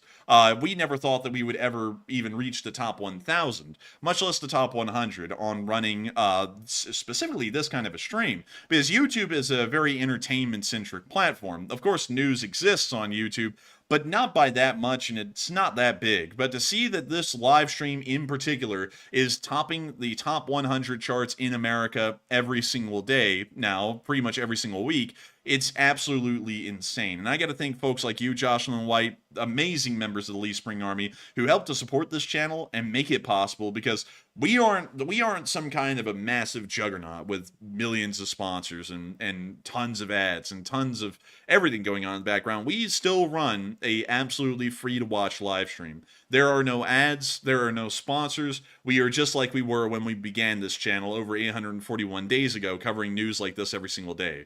And I get to thank folks like you, because you are the backbone of the supports of this channel and make it possible for us to run this thing each and every day. So instead of you thanking us for running an amazing show, I've got to thank you so much for supporting this channel and helping to make amazing shows like this possible every single night. Because if it wasn't for folks like you, we wouldn't have been able to be here for 841 days to battle our way up into the top 100 charts pretty much every single day. And so with that, thank you so much once again, and let's get that live chat, Matthew, sponsored by none other than Jocelyn White. All right, so that live chat question here is going to go to Booyah 360 Report. He says, are the Russians mapping targets from off the coast of the U.S. and also the Gulf? Probably not. Those targets have been known for quite some time, and not only that, vessels actually do not get that good of a depth of visibility, especially considering the distance they were away from the American coast. They never physically saw the coast, to be quite honest. So they weren't doing any kind of surveillance or anything like that. It was more so just getting on their way to Cuba and also trying to send a diplomatic message or create a certain air of fear in America about this Russian flotilla, but it wasn't really for any kind of active reconnaissance or intelligence gathering operations, which would be fairly routine to see, I would be quite honest, but usually that's conducted nowadays by satellites, even for the Russian Federation. They do have archaic satellites that conduct those tasks, but they still have satellites nonetheless that would do something like that. And so with that, I hope that does address that the best I can, and I thank you so much once again for sponsoring that question, Jocelyn White, and supporting this channel and helping it to keep on running, because it is folks like y'all who help to make this thing possible day in and day out. And so with that, we are now moving on out of this question segment and back into the news. And moving on into that, and also, thank you so much to Relaxation Signals for the kind words. It really does mean a lot to us. It really does, doesn't it, Matthew? Doesn't it? Yes, indeed. It means a lot. It means a great deal. But moving on from that, we are now going to be moving on into Belgrade, where we got to see that the Russian media was showing that a larger amount of bomb shelters are being set up. Now, this is very important to point out why this is a thing, and why this is on Russian news. Over the past month, we have seen that Belgrade has been under a significant amount of attacks from Ukrainian artillery, and there has been a massive, severe lack of bomb shelters inside the city. So the reason why they're putting this on news is to make it look like the Russian Federation is fixing the problem. But nevertheless, it's important to note that kind of information. But here's the clip.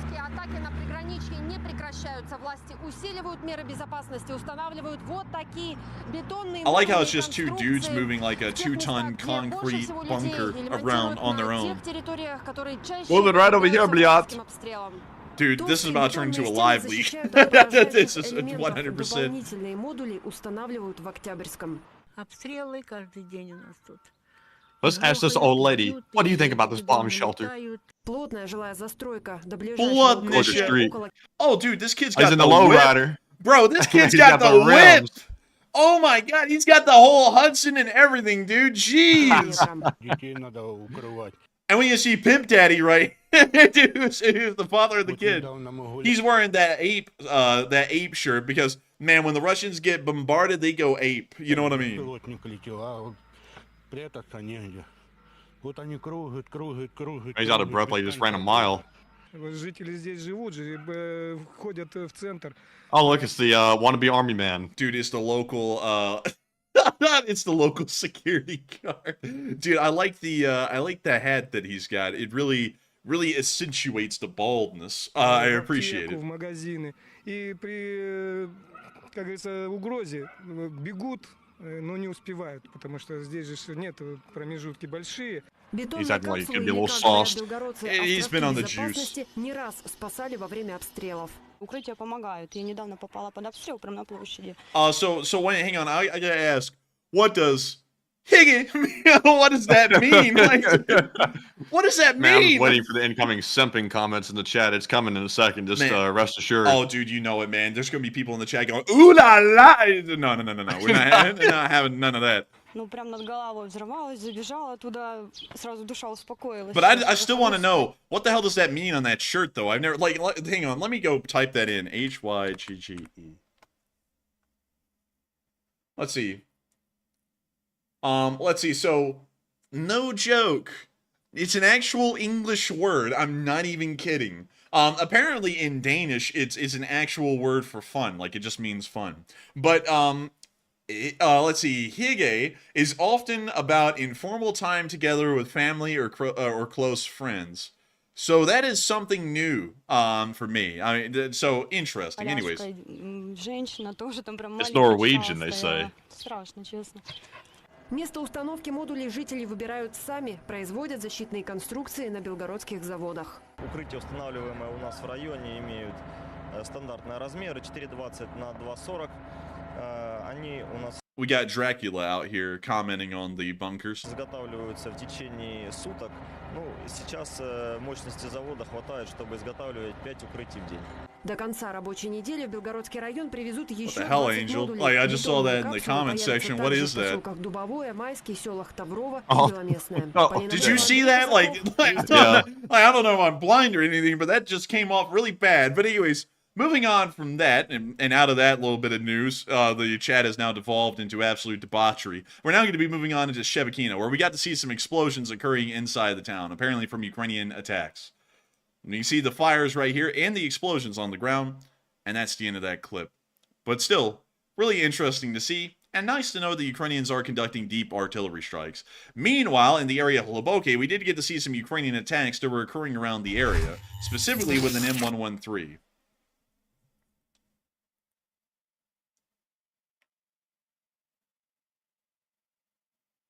And we can see the M113 firing onto the Russians.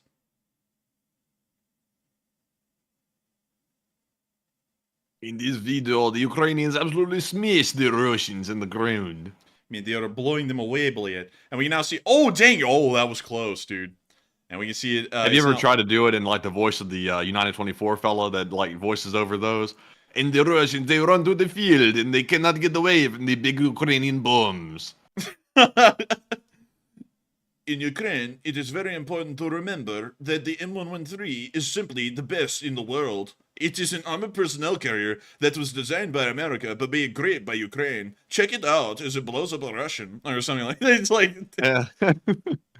Close enough. Yeah, close enough.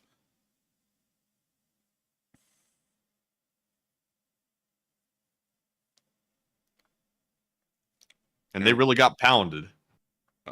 No, we ain't doing that one. But anyways, moving on from that and into the Lukyantsy, we got to see a 42nd Brigade compilation of strikes on Russian vehicles.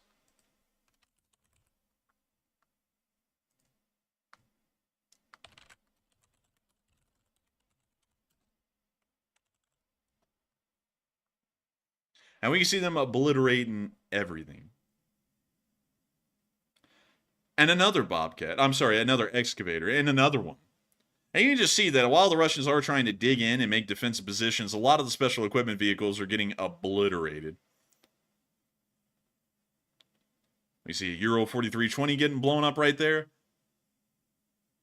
And another one.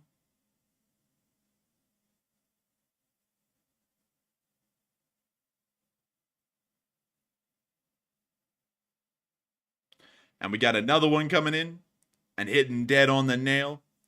And with that, that's the end of the clip. But really nice to see. And really good to know that the Ukrainians are making sure to hit those special equipment vehicles, which are very important. Meanwhile, NATO has said that Russia has suffered incredibly high losses, astronomical losses, according to their information and intelligence, which is showing us that things are actually going quite badly in this area. But moving on from that and into our next clip, we also got to see that the Ukrainian kamikaze drones were hitting Russian forces around Vovchansk, which I believe it is not a duplicate clip. We can actually see them hitting a fuel truck right here.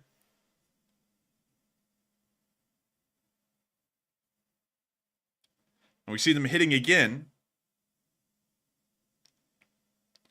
Oh, wait a minute. No, this isn't a duplicate. They just showed one part of the clip that we didn't see at the beginning. Whoa, whoa, whoa. Okay, we're going to be deleting that. Now, moving on from that, we also get to see a view of Vovchansk from a Russian drone.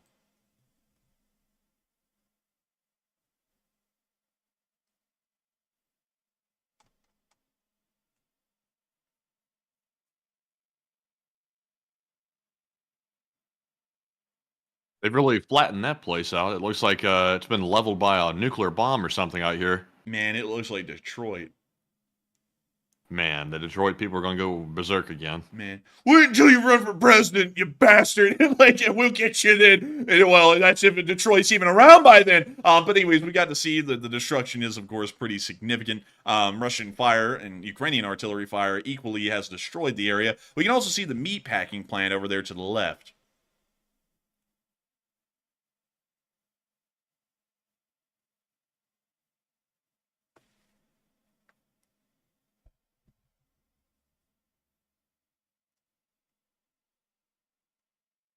Someone said that might be a little worse than Gary. Yeah, I think it might be a little bit worse. This is pretty bad. Like, in all seriousness, the Russians have destroyed this place.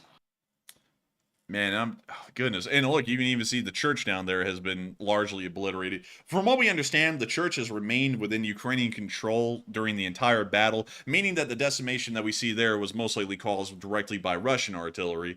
Although churches are usually supposed to be avoided as military targets in normal rules of engagement, those rules of engagement appear to have largely disappeared in the war in Ukraine.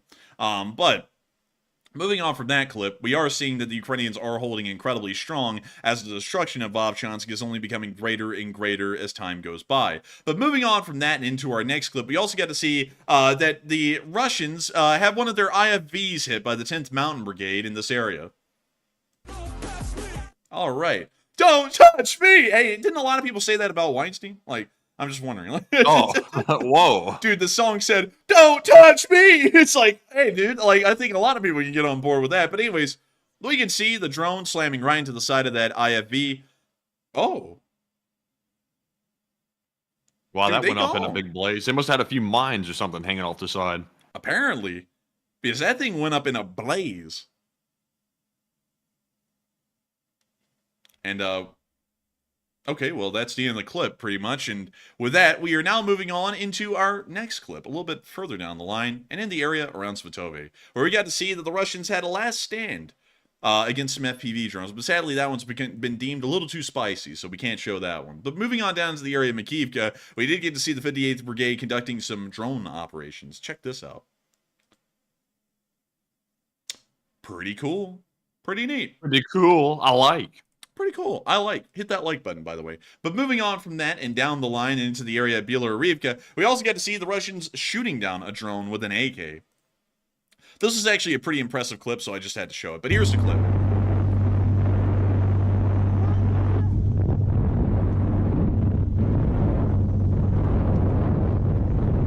They're like, Bled, it's a drone. Wait, that guy's got a Saiga. Hold up. He does not have an AK, dude. This is a Saiga 12-gauge shotgun. Look at that. Like, no lie, it's an actual Saiga shotgun. That's kind of rare, isn't it? Yeah, I think it's fairly rare. Well, at least in America, these things are fairly rare. I'm not really sure if that's the case in Russia, but in the Russian army, I would assume that these things are actually quite rare. But that is actually pretty whack. I've never seen, like, at least in the war. Oh, dude, you can see the drone. Did you see it? Right there. It was right there. Oh, there it is. Oh my gosh, dude. Wow. In no way is hitting that moving like that. Also, by the way, a huge shout out to Saiga. The Saiga jammed, and so he's trying to fix the jam currently. Actually, you can see this right here. Watch. He's firing. And you see the whole time he was trying to fire. Actually, let me go back here. Pop, pop. Okay, so right there in, like, literally, I believe after one of the first few shots, the Saiga jammed. Let's look at that one more time. Okay, so he pulls out the Saiga. Pop, and it literally jammed after the first shot. Like, I'm not even kidding. One shot in the Saiga 12 jammed. So the entire rest of this clip, he's not firing. And so now we can see him trying to fix the jam finally.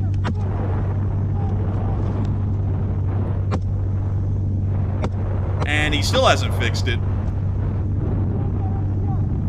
Huge shout out to Saiga getting even more Russians killed as the war keeps going. And he finally got the jam fixed, but the drone was already shot down by that point, and now the clip is over.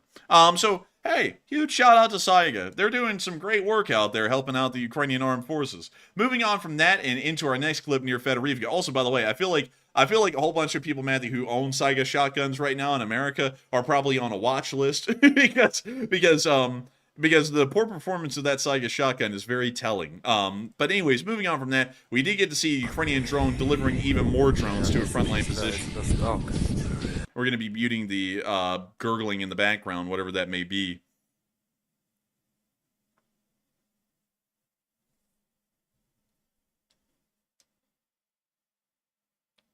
And it's looking juicy. Look at that. The drone's coming in. It's getting ready to drop off its delivery.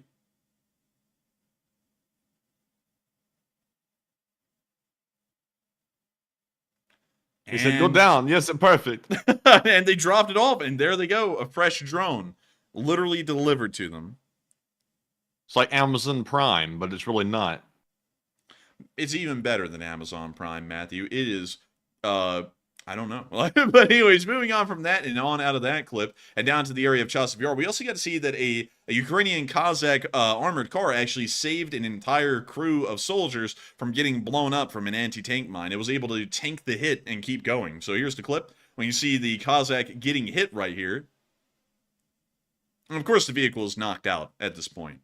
But what's important about these kinds of armored cars is that they're not made to survive a hit and keep trucking. They're made to survive a hit just for the crew to live. That's really the entire purpose. So we can see here, crew are streaming out of the Cossack, showing that they were able to survive the explosion, which means that the vehicle was a success as far as the design is concerned. Moving on from that and out of that clip and into our next one, we were actually able to see that the first R-416 GM communication system of the Russian armed forces was destroyed today by Ukrainian Special Operations Force. And here's the clip. We can see the R-416 GM right there. We can see that it's set up and operating at the moment. And boom, baby! Dead on the nail! And there goes, oh my god, they just flew in like a small plane. Like, dude, I've never seen a drone that big. Look. I was like, dude, where did that come from? Like, did they just have that out there somewhere? It was impressive, though. It came in shaky, too. I wasn't really sure.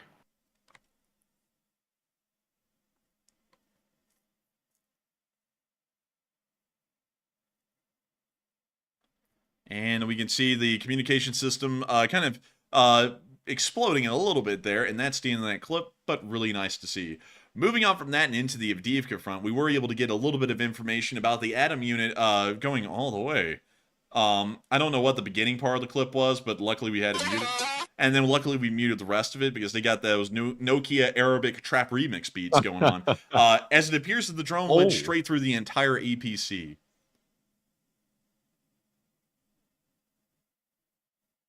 Short but sweet. Yeah. And with that, that's the end of that clip, and we're going to be moving on from that to a burning T-62M, a fairly old main battle tank of the Russian Federation, but still one that was on the battlefield and one that was lost today.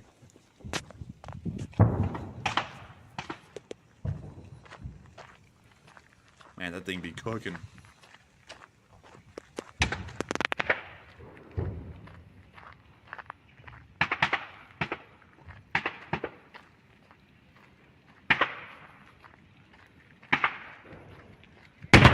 Ooh. Oh. Keep the camera pointed at and you'll be okay. No. Oh, we can actually see the T-62M getting hit right here. Oh, there we go. So that is actually the actual tank that we just saw burning. That was the clip of it getting hit by an FPV drone. That's pretty cool. You usually don't get that kind of continuity with most of these clips. But moving on from that and on to our next one, we also got to see an ATGM fired from a Bradley hitting a T-90M and destroying it, which was really cool. Here's the clip. We can see the gunner lining up the T-90M on the sight camera.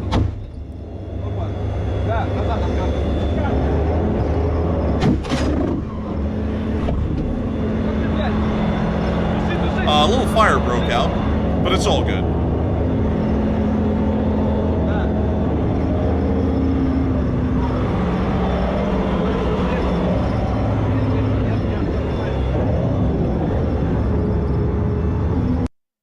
And that's the end of that clip. But with that, we're now going to be... Oh, wait a minute, hang on. I'm sorry. I'm sorry, correction. This actually... I completely got the video clip wrong. This is actually the inside of a T-90M as it gets hit by an ATGM. Correction. So let's watch that with that context in mind now. It's actually dark as hell inside of a T-90M. So in a second, they're about to get hit. Which is right here, I believe. Yeah, right there. So it appears that the inside of the cab caught on fire in the hit. I don't know how, but something did catch on fire.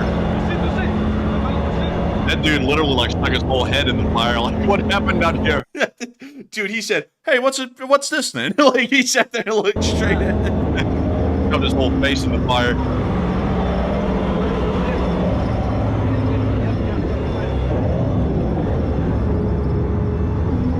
But it looks like they continued to operate the tank, so it looks like it may have survived the hit. Moving on from that and down the lines into the area around Starl Mikhailivka, we also get to see some aerial combat being conducted by the Black Swan unit, which was pretty interesting. Because they were actually conducting drone-on-drone warfare, knocking out drones with other drones. We can actually see the Russian one right there, as the Ukrainian one from the Black Swan is attempting to take it out.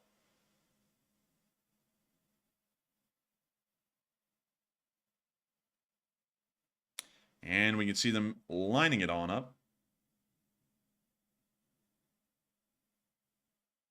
Bing! And they got it. And now they do be rewinded. And now they show the clip again. Boom! Right in the side. I mean, they absolutely gave that thing a haymaker.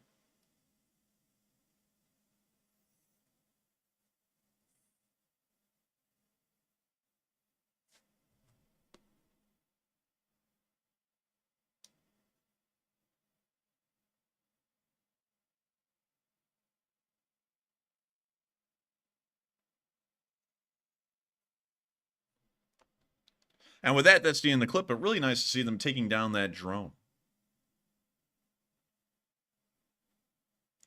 And we're now moving on from that clip and down the line and into our next one near Solotke, where we got to see a Mista S getting destroyed. We see the drone coming on in. And it's hitting the Mista S dead on. We see the drone coming right into the back. Boom! And blowing it away.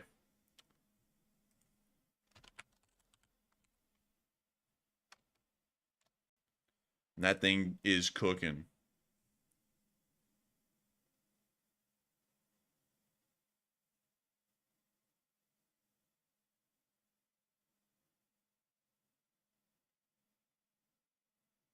And that thing is roasting.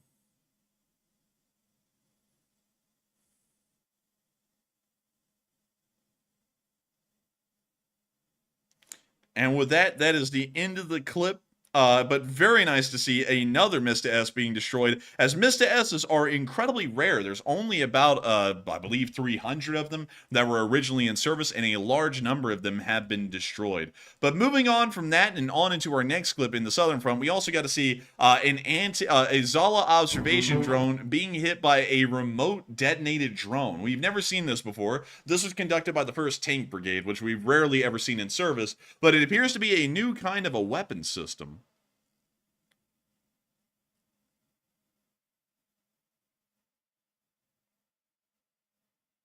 I mean, you see the Zala right there, and that thing's about to get holla holla, Zala Zala. But it's about to get blown up, all seriousness. That could be a B-2 bomber. Dude, the Russians wish they had a B-2 bomber, man. Really, look what they have to do to mimic a fraction of our power, Matthew. I'd make a Zala. Zala Zala, holla holla. Man, but they about to get hit with that Zaza. It blew it up instantly. And that's the end of the clip. Nice to see the 1st Brigade doing its job. It's an incredible, amazing job. And knocking out another Russian Zala. Moving on from that and out of the Southern Front, it's now time for us to move on down into the general direction around Kherson, where we got to see the 1,129th Air Defense Unit shooting down a Russian drone. This is actually some additional footage from the other day when we saw the OSA shoot down the incoming drone. But we can see here inside of the OSA.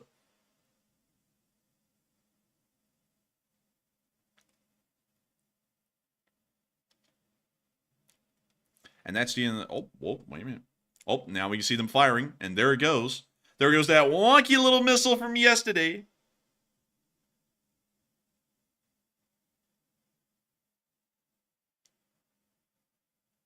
And we can see it blowing up right there, and that's the end of the clip. But really nice to see that they were able to get that drone.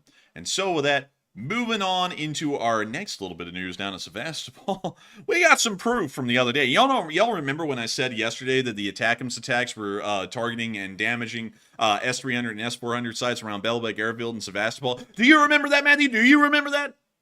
I remember it like it was yesterday. Well, we got proof. We got picture evidence right here of an S-400 battery. And, of course, the important parts, the acquisition radar, I believe, and the targeting radar having been destroyed. We can see that they were here the other day, along with a couple of launchers as well, which we can see out in the surrounding fields. But it appears that they have been completely destroyed in the recent satellite pictures that came out. And that was just north and east of Belbek Airfield, once again showing a successful destruction. But moving on from that little bit of news out of the area of Sevastopol, it is now time for us to move up to Kyiv and cover the speech from President Volodymyr Zelensky here on day 841 of The Wire. And he finally has a speech today, and it's an actual lengthy one of 5 minutes, 5.5 minutes. So, without further ado, here is the speech. And please give me a speech today. I don't even know where he is, but he's here. Oh, he's in Italy. That's right. Speech. Here is speech. Дорогі українці, українки, щойно була зустріч з президентом Америки Байденом. Хороша зустріч, корисна. Протягом усіх цих днів я на зв'язку з нашими військовими, щодня доповідь головкома та постійно звіти від міністра оборони, інших урядовців від розвідок про ситуацію на фронті, на основних напрямках, наша Донеччина, Харківщина, потреби наших воїнів, деталі постачання. Сьогодні майже усі наші зустрічі тут, на саміті G7, Великої Сімки та на полях саміту саме про те, про що кажуть наші військові, про наші потреби, про наші можливості зараз.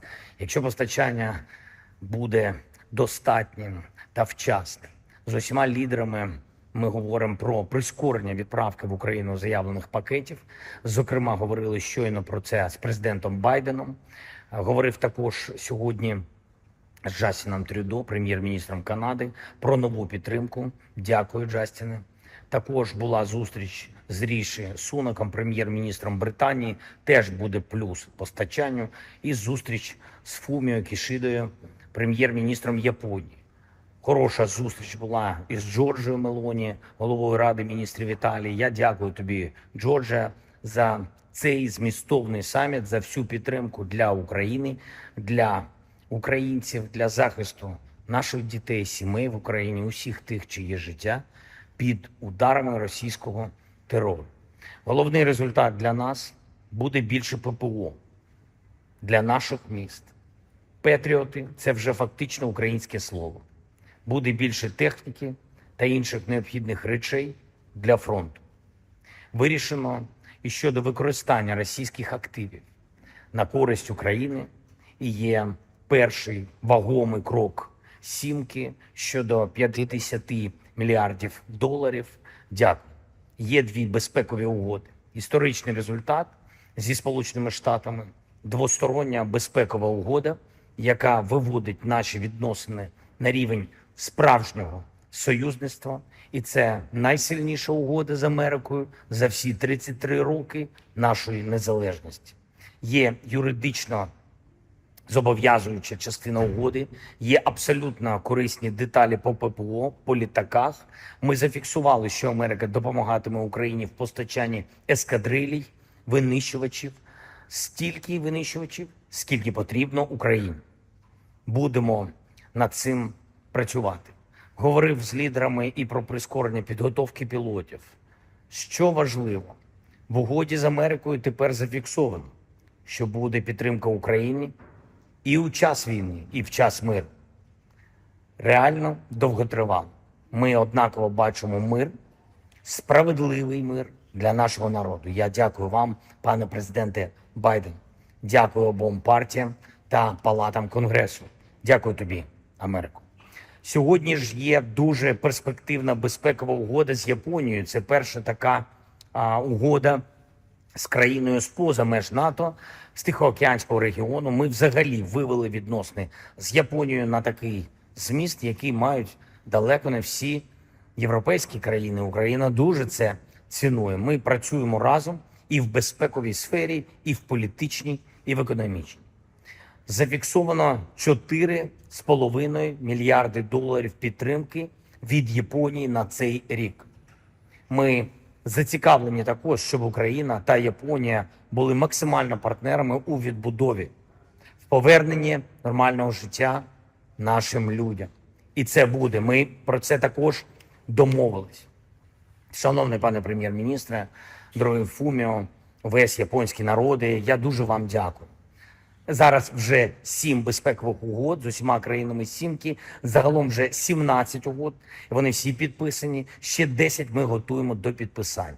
Була сьогодні зустріч з главою МВФ, звичайно, про підтримку нашої держави, наших інституцій, нашого суспільства. Вдячний за розуміння і дуже надихаюча зустріч з головою Світового банку. Ми говорили, зокрема, про підтримку нашої енергетики, доступу людей, компаній, державних інституцій до необхідних коштів, щоб відновлювати зруйновані енергоможливості і будувати нові. Дякую Світовому банку, особисто голові банку за готовність працювати із цим. А окремо хочу подякувати всім нашим партнерам сьогодні за підтримку саміту миру і допомогу в залученні лідерів та держав. Разом світ точно може відновити справедливість і повернути чесний мир. І все для цього ми робимо. І вже післязавтра саміт миру, інаугураційний, зробимо перший реальний крок до чесного миру. Слава Україні! And Hiram Slava.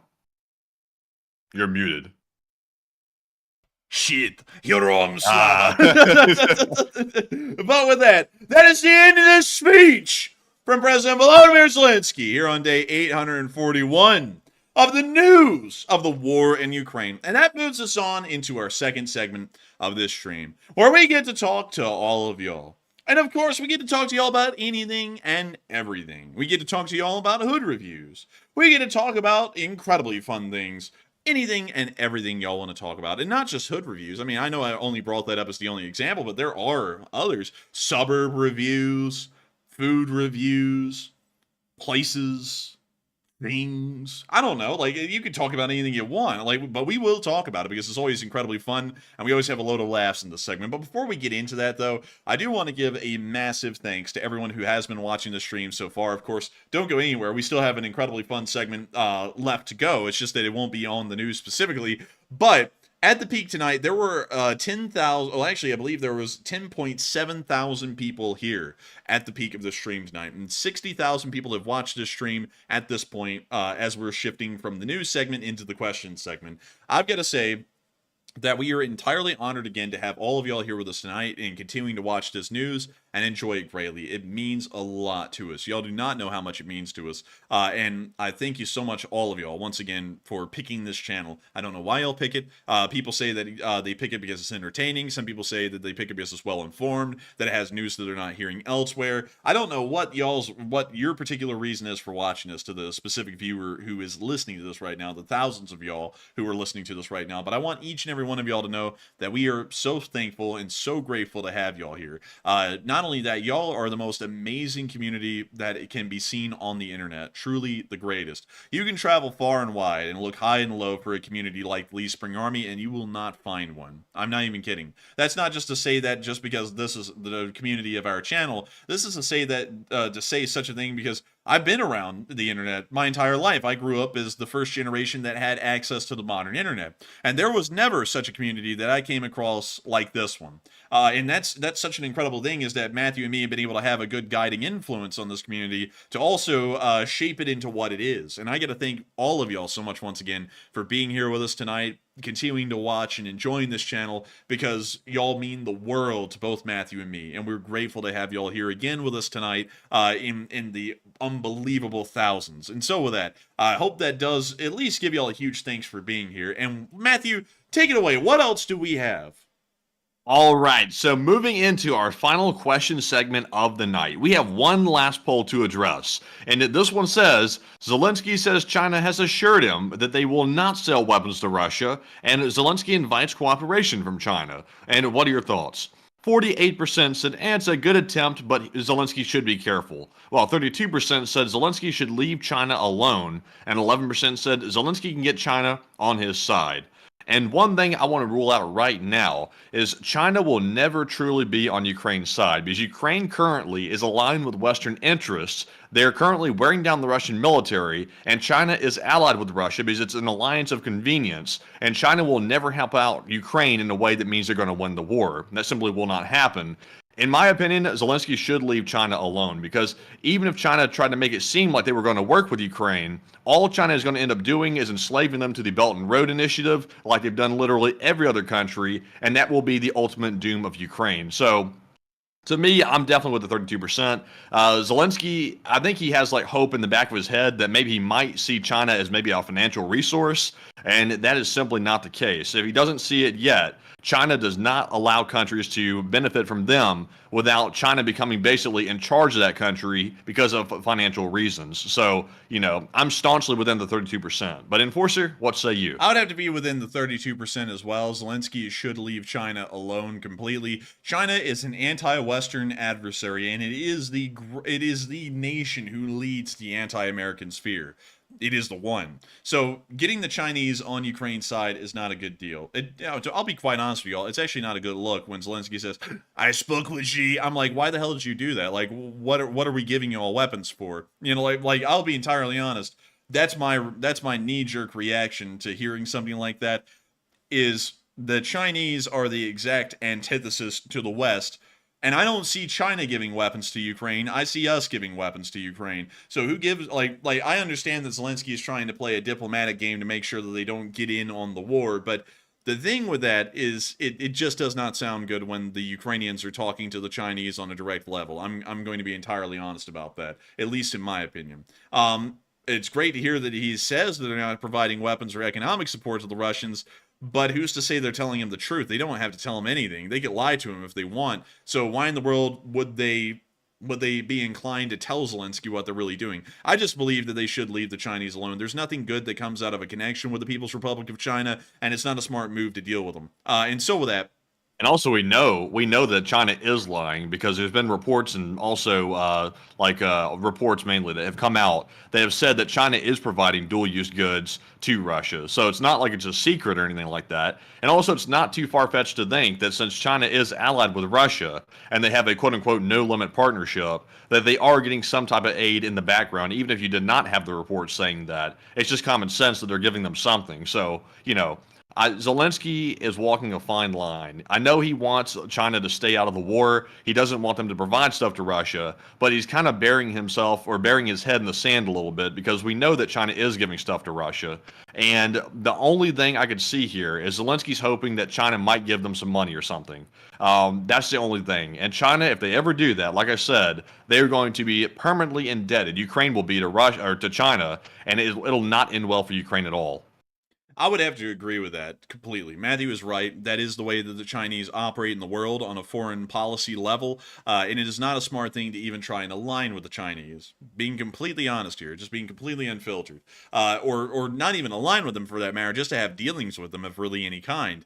And let's see, and some people are saying he's just being diplomatic. The thing is, though, is that China is on the other side of the world, so it's not really like, because we have to remember, Ukraine is a regional power at best, even before the war, which means that their diplomatic relations only really need to exist with their neighbors, not with the world at large in any major form. So going and having direct diplomatic discourse with the Chinese is just, it does not make much sense. That would be my honest take on that. And I see a lot of people saying, "Oh, Zelensky isn't that dumb," or something along those lines. But the thing is that it's not being dumb; it's being naive. And I believe I believe it's more so being naive, because we have seen that Zelensky has talked and touched a little bit on the past, although it hasn't been something that's been talked about a lot publicly, about possibly having some kind of economic relations with the Chinese in the future, which is a big red flag to me. Just being completely honest, because there's no such thing as having economic relations with the Chinese as a small country like Ukraine and not becoming a debt slave to the People's Republic of China. That does not exist. That kind of economic relationship has never happened in the world. Even with the United States, the Chinese made a specific economic model with the United States where the United States and China would be interlinked together, and that would start to really draw the United States into a united front with the Communist Chinese against Taiwan. That was the whole plan from day one with how the Chinese conducted their economic relations with America. And America is the largest economy in the world, and that relationship still largely exists right now while we're talking. So if they're going to do that to the largest country in the world, the largest economy in the world, they're going to get a lot more predatory with smaller countries, and Ukraine is by far a far smaller country than the United States. So I would have to be entirely honest. It's a big red flag when someone says, "Oh, we might want some economic relations with the Chinese," because then the Chinese are going to whip out that sweet little economic relationship of a wonderful loan that looks incredible up front. The Ukrainians accept it, and then they can never repay this kind of a loan that the Chinese gave them, and then they are economically indebted to the Chinese pretty much in perpetuity until that government collapses inside of Ukraine and a new one's set up. That is a terrible premise to work off of. And I would have to be entirely honest, as the United States of America, I would actually start to tell Zelensky, you are to have no relations or communications with the Chinese going forward. I would say that.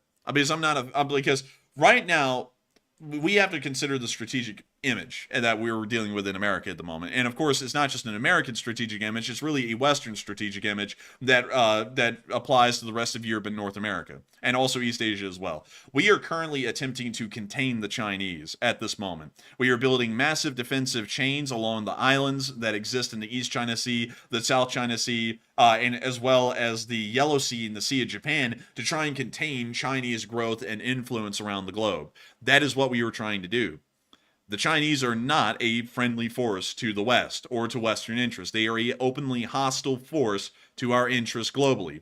So, for the Ukrainians to go, let's give the Chinese a road into Europe on our own, not through the European Union, but on our own, it's not a good thing. It's just not. It's going against our policy that we currently have of Chinese containment. And so I would have to say I would generally dissuade the Ukrainians from talking to the Chinese. Before the Ukrainians even talked to the Chinese, it didn't appear that the Chinese were at all apt to support the Russians in any way, shape, or form, and they probably never would either. So the Ukraine giving them the time to talk, or even possibly giving them concessions in the background for something that would have remained status quo anyways, doesn't seem that smart to me, at least in my opinion.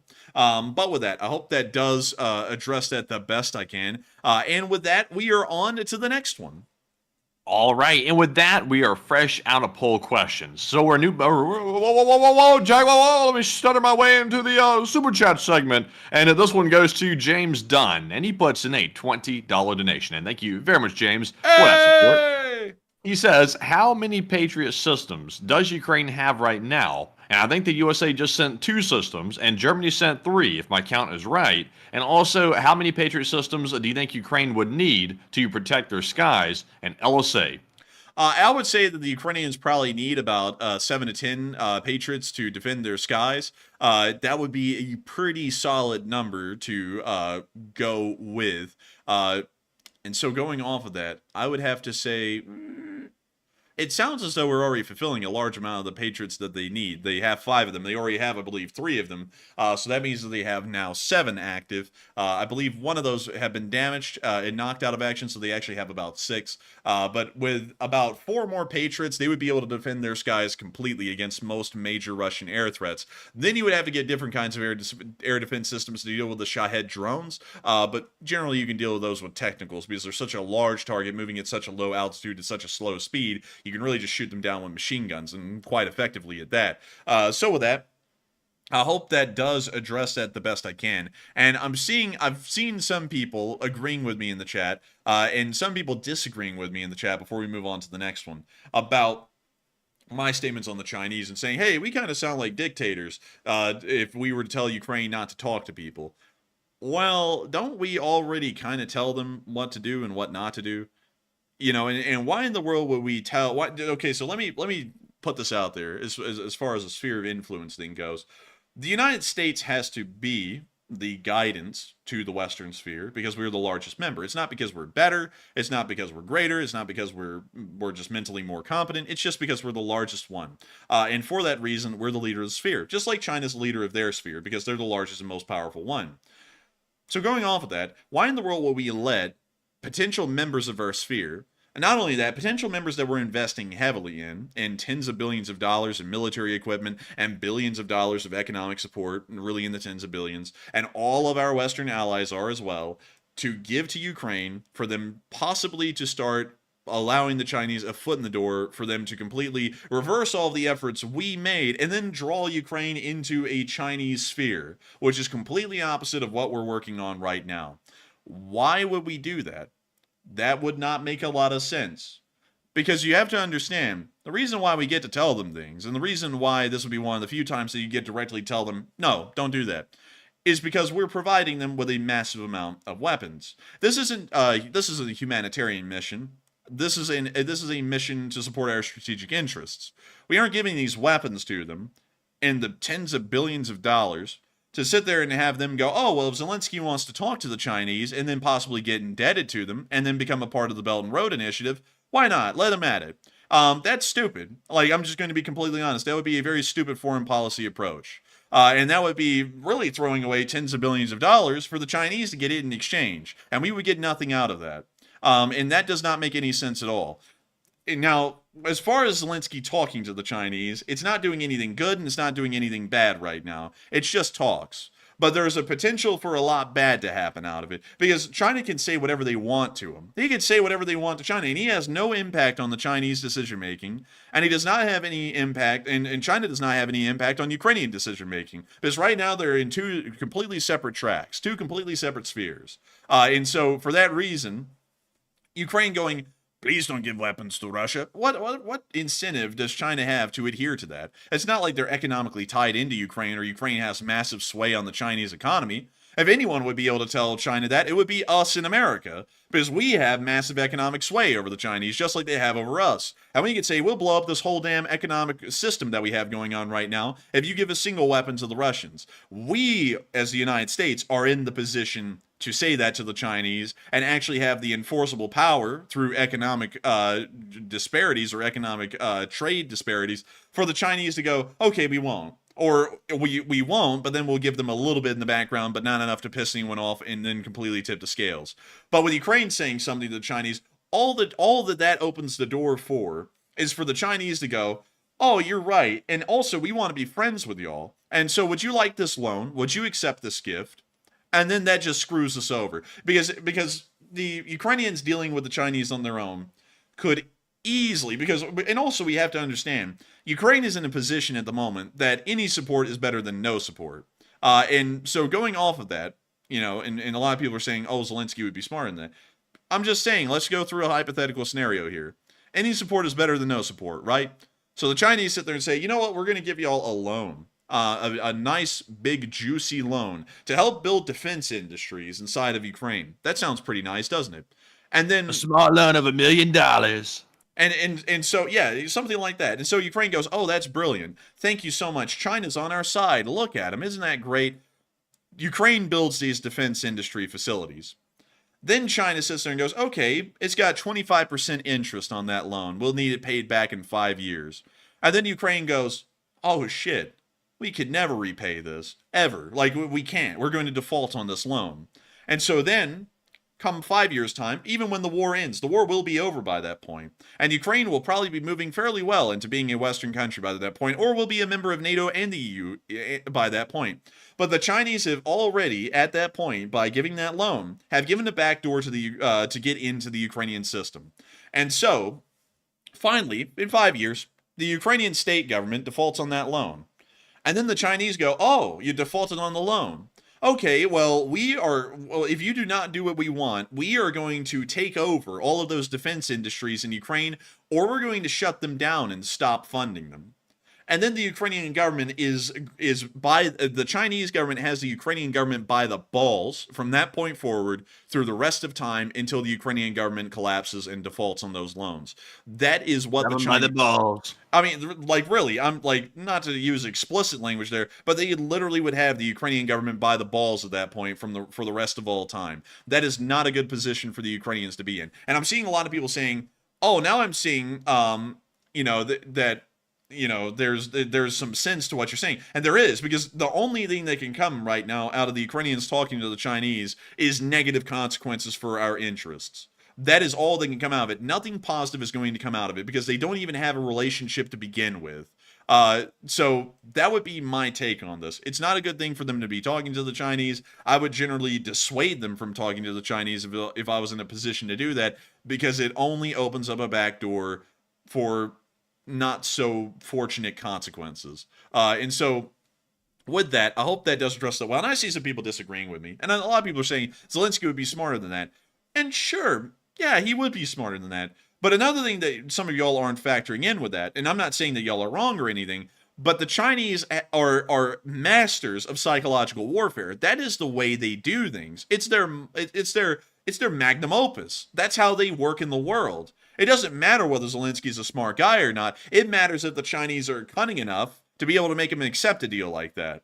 And that's how the Chinese have worked everywhere else in the world. They have gotten into the decision-making circles of many countries and have made it seem like, once they pretty much got into many of these nations' heads, that getting that loan would be a good deal for their country. Although to any neutral observer, it was a terrible idea every single time for every single country that's indebted to China. One of those countries is Ethiopia, believe it or not. They are actually massively indebted to the Chinese. And to every third-party observer, when that was happening, everyone said, this looks horrendous. And this is something that should not be accepted. And of course, the Ethiopian leaders were not that dumb. I mean, they're pretty smart people like any leader in the world. But the thing is that the Chinese got in the decision-making circle.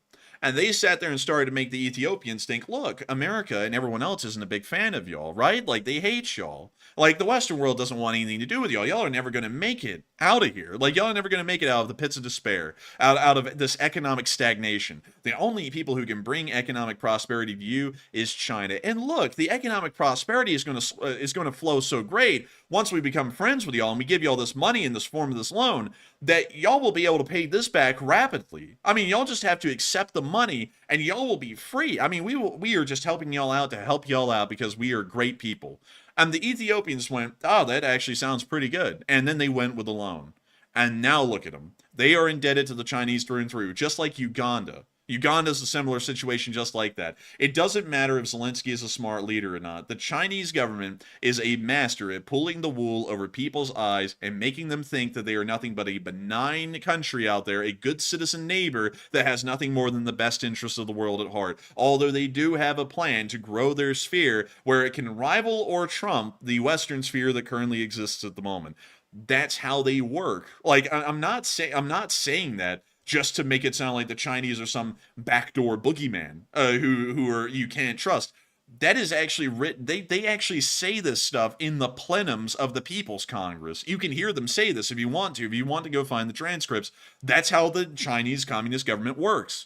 And you cannot trust them to have any kind of relations, because even with U.S. trade relations, there was an actual long-term goal with that. The Chinese do not think in short-term gains. The Chinese are a very cunning people, to be entirely honest. They're a people that you cannot underestimate in terms of their cunning and how long-term they think out. They don't think out, what will this look like in the next few years? The Chinese planning goes off of what will the next few decades look like, and they grand plan. Like, I'm not kidding. This is how they do everything. Back in the 70s, when Nixon went to China, it was a part of their plan at that point to ally the United States to the Chinese. That would protect them against the Soviet Union, and not only that, that would draw U.S. support away eventually from Taiwan. And that was when the United States officially unrecognized Taiwan as a sovereign country and recognized the People's Republic of China just a few years after that meeting when Nixon went to China as a sovereign country. The Chinese started to get what they wanted. Then they started to get into massive trade relations with the United States specifically, which started to tie the United States once again heavily into China and started to draw away U.S. support for an independent Taiwan. And that was happening in the 2000s to the 2010s. Then the Chinese started to grow a little bit too strong. And now we're finding out a little bit too late that the Chinese had a multi-decade plan to start drawing us further away from Taiwan and closer to recognizing the People's Republic of China and supporting the one country, two systems concept that they've been trying to push since Nixon went to China. If you see this stuff and you look at how the Chinese plan and think, you know that any country speaking to the Chinese that is smaller economically than them is just not a smart idea. It is not a great one. And while Zelensky is a smart leader, sure, I'll give him that. And he has done many great things for Ukraine so far. I'll give him that too. The Chinese, you cannot trust. They will find a way to get what they want in the end. And you will think that you're making all the smart, right decisions and making sure not to fall into any traps, but they will get you in a trap because that's how the Chinese work. And so with that. And also another thing, if they don't get you now, like if for some reason you actually do not get in a trap now, they will work on it until they get you later. That's how the Chinese work. It's a part of their longer thinking grand strategy plans. And you got to really commend the Chinese on that because they have this kind of thinking down to a science. They are a country that prides themselves on philosophy, mental stratagems, and brain games, and long-term planning that would take multiple generations to carry out. They are masters of that, more so than any other country in the world. And you have to take that into consideration when you deal with the Chinese on a nation-to-nation level. And so with that, I hope that does address it well, and I hope a lot of people are seeing where I'm coming from with this. And if you don't, hey, that's fine. We can agree to disagree. We're not going to be changing anything here in the stream, and none of us will. But still, that's how I see the Chinese working. That's how they appear to work, according to the army, according to everyone who's written about the Chinese, according to everyone who's dealt with the Chinese. That's how they work. But with that, we are on. And also one other thing as well that I've seen in the live chat. This is something that we should not forget. Zelensky has been a very effective leader during the war. However, we still have to keep in mind that he is a public leader or a public servant to the Ukrainian people. He does answer to the Ukrainian people, and also it's okay to question some decisions he makes from time to time if it's warranted to question it. There's nothing wrong with that because he should be under scrutiny just like any other public leader as well to make sure that his decisions are on track with what's best for Ukraine and also best for the West as well, considering that we're giving so much aid to Ukraine. We have to ensure that our interests interests are protected as well, or otherwise that entire investment that we always talk about when we send weapons to Ukraine, that's an investment in their security, but it's more like an investment in our security as well. And we don't want that investment to go to waste if all of a sudden Ukraine starts sort of veering toward China and veering away from the Western sphere. I'm not saying they're going to do that, but we should at least examine the road like the enforcer just did and make sure that that's not the case. And you have to be very leery about this stuff. Matthew's hitting it on the nail again. I cannot stress it enough. And we are working on a documentary video to talk about China's grand plan, and I will talk about this a lot in detail in that documentary. But the Chinese are very, very smart. Like that's one thing I want to make very clear, because a lot of people always look at the United States adversaries as stupid or weak or inferior to the United States. They just never can compete. The Chinese can compete, because while their armed forces right now are lacking, to be quite honest, they're getting there, but they're still lacking, and some of their combined arms efforts in their armed forces are lacking, and their economy isn't doing that well. The Chinese are an incredibly smart people, and their national government reflects that as well. It is an incredibly smart national government. Whether it be communist or not, you do have to recognize the threat that's inherent within the Chinese due to this great amount of intelligence that they have and this great amount of cunning and planning that they have. But that doesn't mean that we are immediately defeated just because they can maybe outsmart us in the long term or use some cunning and deception to get their way. That doesn't mean that the fight's lost. It's just that we need to factor that in and make sure to think about that when we talk about the Chinese on a global stage. And when we're talking about Ukraine, Zelensky talking to Xi directly like that is only allowing, it's not allowing for anything good to happen for the Western sphere. It is only allowing the Chinese a backdoor in to erode the massive investments that we have made into Ukraine. And that is something that we should not accept. And that is something that we should not support. I'll be entirely honest. I believe the U.S. government was intelligent about the situation. We would start, much like we did in the past, with the State Department dissuading Ukraine about attacking oil refineries, although I disagree with that idea. I would generally use the State Department to greatly dissuade Zelensky conducting any further talks with the Chinese about anything directly. It's not in our interest for them to do that. It is not really in Ukraine's long-term interest that they're trying to get in the Western sphere to do that. All that opens is a chance for us to erode all of the efforts that we have made so far. And so I hope that does address that fairly well. And let's see, Greg Keating said, China's looking for a solid player to deal with, no matter what country it is. And yeah, I mean, like kind of, but really honestly, the thing is though, is that China looks for weak nations that are in positions of vulnerability. And Ukraine is one of those countries right now. Like they're on that list. And if they can get in any way they can, it doesn't matter whether they're a weak or a vulnerable country or their economies aren't strong now, they'll get their foot in the door. They will dominate that country politically from that point forward, because they will do it through the loan sharking that they do on a national level, and then they will start to nation build them from that point forward. And I will not argue. I mean, the Chinese have brought economic prosperity to some of the countries that get within their sphere. Like they are doing better now than they were before. But the thing is that does not matter. The thing is that they are building a sphere that is inherently against our interests. Like, sure, that's great for China, not great for us.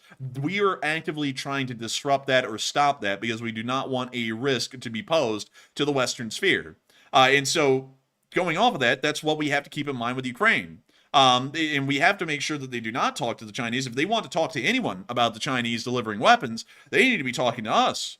We're not China, but we have the actual ability to give threats to the Chinese, credible threats that actually would have consequences on an economic level to make sure that they don't support Russia with weapons or with economic support or anything along those lines. Because what is Ukraine going to do? Ukraine's going to say, we're going to stop trading with China.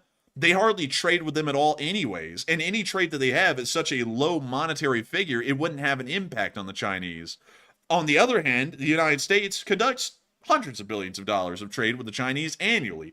It's one of the biggest, we are actually the biggest trade partner to the Chinese. Although Mexico is our biggest import partner, we're the biggest trade partner for the Chinese. So we have a massive impact on Chinese decision-making for that reason. Because they'll go, if we piss off America, they'll actually start to remove a decent amount of the money that's coming into our economy. And we can't threaten that kind of an action. So we will have to greatly hold back on what we want to do, or we'll have to make it incredibly small where it's not noticeable and it's not going to rock a boat. So that would be my premise. If Zelensky wants to make sure that Chinese weapons aren't being sent to the Russians, he doesn't need to talk to the Chinese. He needs to talk to us about the Chinese, and then we'll deal with the Chinese. That's what we're also the leaders of the sphere for, is to do the heavy lifting and the elbow grease that countries like Ukraine cannot do in those situations. And so with that, I hope that does address it well. I hope a lot of people are seeing where I'm coming from with that. And maybe if y'all see where I'm coming from and y'all are still disagreeing, that's fine. I mean, that's no big deal. But of course, I want to say this again. There are no stakes to anything that's said here. I know I sound really passionate about what I say, but the reality is I'm not impacting anything out there in the world. I'm just saying things here. And all of y'all are saying things too. We all have no impact on what's actually happening. We are all just talking. So never get into a lot of a big tizzy or any big deal of stress about it all, because we're all just having a chit-chat here and talking about these things. But with that, I hope that does address that well. I hope I was able to maybe convey my point across to many people. And with that, we are on to the next one. All right, and our next one here is going to go to Paradise Noir, who puts in a $10 donation. And thank you very much, Paradise, for that support. They said the patch has arrived, and it sits proudly next to the Ukrainian flag, lest someone mistakes me for a member of the Linguistic Society of America. And thank you very much. And take a question from the chat. And thank you so much for the support and helping this channel to keep on running. And I'm glad to hear that you were able to finally get it. That is incredibly nice to hear. And I love to hear that you're enjoying that patch. The patches look beautiful. I mean, like, they really are. They are wonderful looking. Because we actually had to hand ship all of those out from Enforcer HQ. And so we got to see them all, and they look great. I actually have one on my plate carrier. And it looks so freaking good. And I got to thank you so much once again for support and helping this channel to keep on running, not only by supporting the channel with the super chat, but also supporting us with by getting a patch as well. I don't know why I stuttered through that so much, but still, thank you so much once again, Paradise Noir, for the support and helping this channel to keep on running. And we will make sure to take a question from the live chat, sponsored by none other than Paradise Noir. And so with that, what do we got, Matthew? And this one goes to Paul Schultz. He says, should de-Russification of Belarus be an additional condition in peace talks with Russia? And can you reread that one again? He said, should de-Russification of Belarus be an additional condition in peace talks with Russia? No, because it's really like it's a, how do I explain it? It doesn't directly pertain to the conflict. It's just drawing in a random country. Because while Belarus allowed Russian forces to base and operate out of their country at the beginning of the war, it's almost a third party in this conflict. It's not directly involved. So adding in any terms to them, it's something that I would say would be a no-go for the Russians, and it would get nowhere. And also on top of that, the Belarusians aren't involved in the conflict at the moment. That's something that could be dealt with later when the Russian economy collapses and the Belarusians are really left out there on their own. Then we can come in and try and not really de-Russify, because to be honest, the Belarusians are pretty much Russians. More so to well, it would be de-Russifying as far as getting them out of the Russian sphere, but, you know, not de-Russifying them as far as getting rid of the Russian culture that exists in Belarus or anything like that. But with that, I hope that does address that live chat well, at least in my opinion. And thank you so much once again for support and helping this channel to keep on running. And also, let's see, I see some people... Dr. Globe said, and this is something I wanted to point out, so he said, Ukraine is going to become indebted to the West as well. Yes, but that's what we want them to be. Like, you know, to be entirely honest, we're not giving these weapons out of charity. Like, you know, like, we're doing this for a strategic interest. The weapons indebt them to us. Because to keep running those weapons on into the future and to have a standing army that is made up of Western weaponry, they will have to have good relations with us. Otherwise, we're going to cut them off. And so they will end up becoming indebted to the United States. But well, really the West collectively, because it won't just be America. It'll really be the EU as a conglomerate as well. But that's what we want. Because what we're doing over here, for all of the Western viewers that are watching right now in Europe and America, Canada, and even in East Asia, we are all collectively working to do what the Chinese are doing to other countries to Ukraine. But when we do it, it's beneficial. And of course, some people are going to be like, well, what do you mean it's beneficial when we do it? Because it benefits us. If the Chinese do it, it benefits them.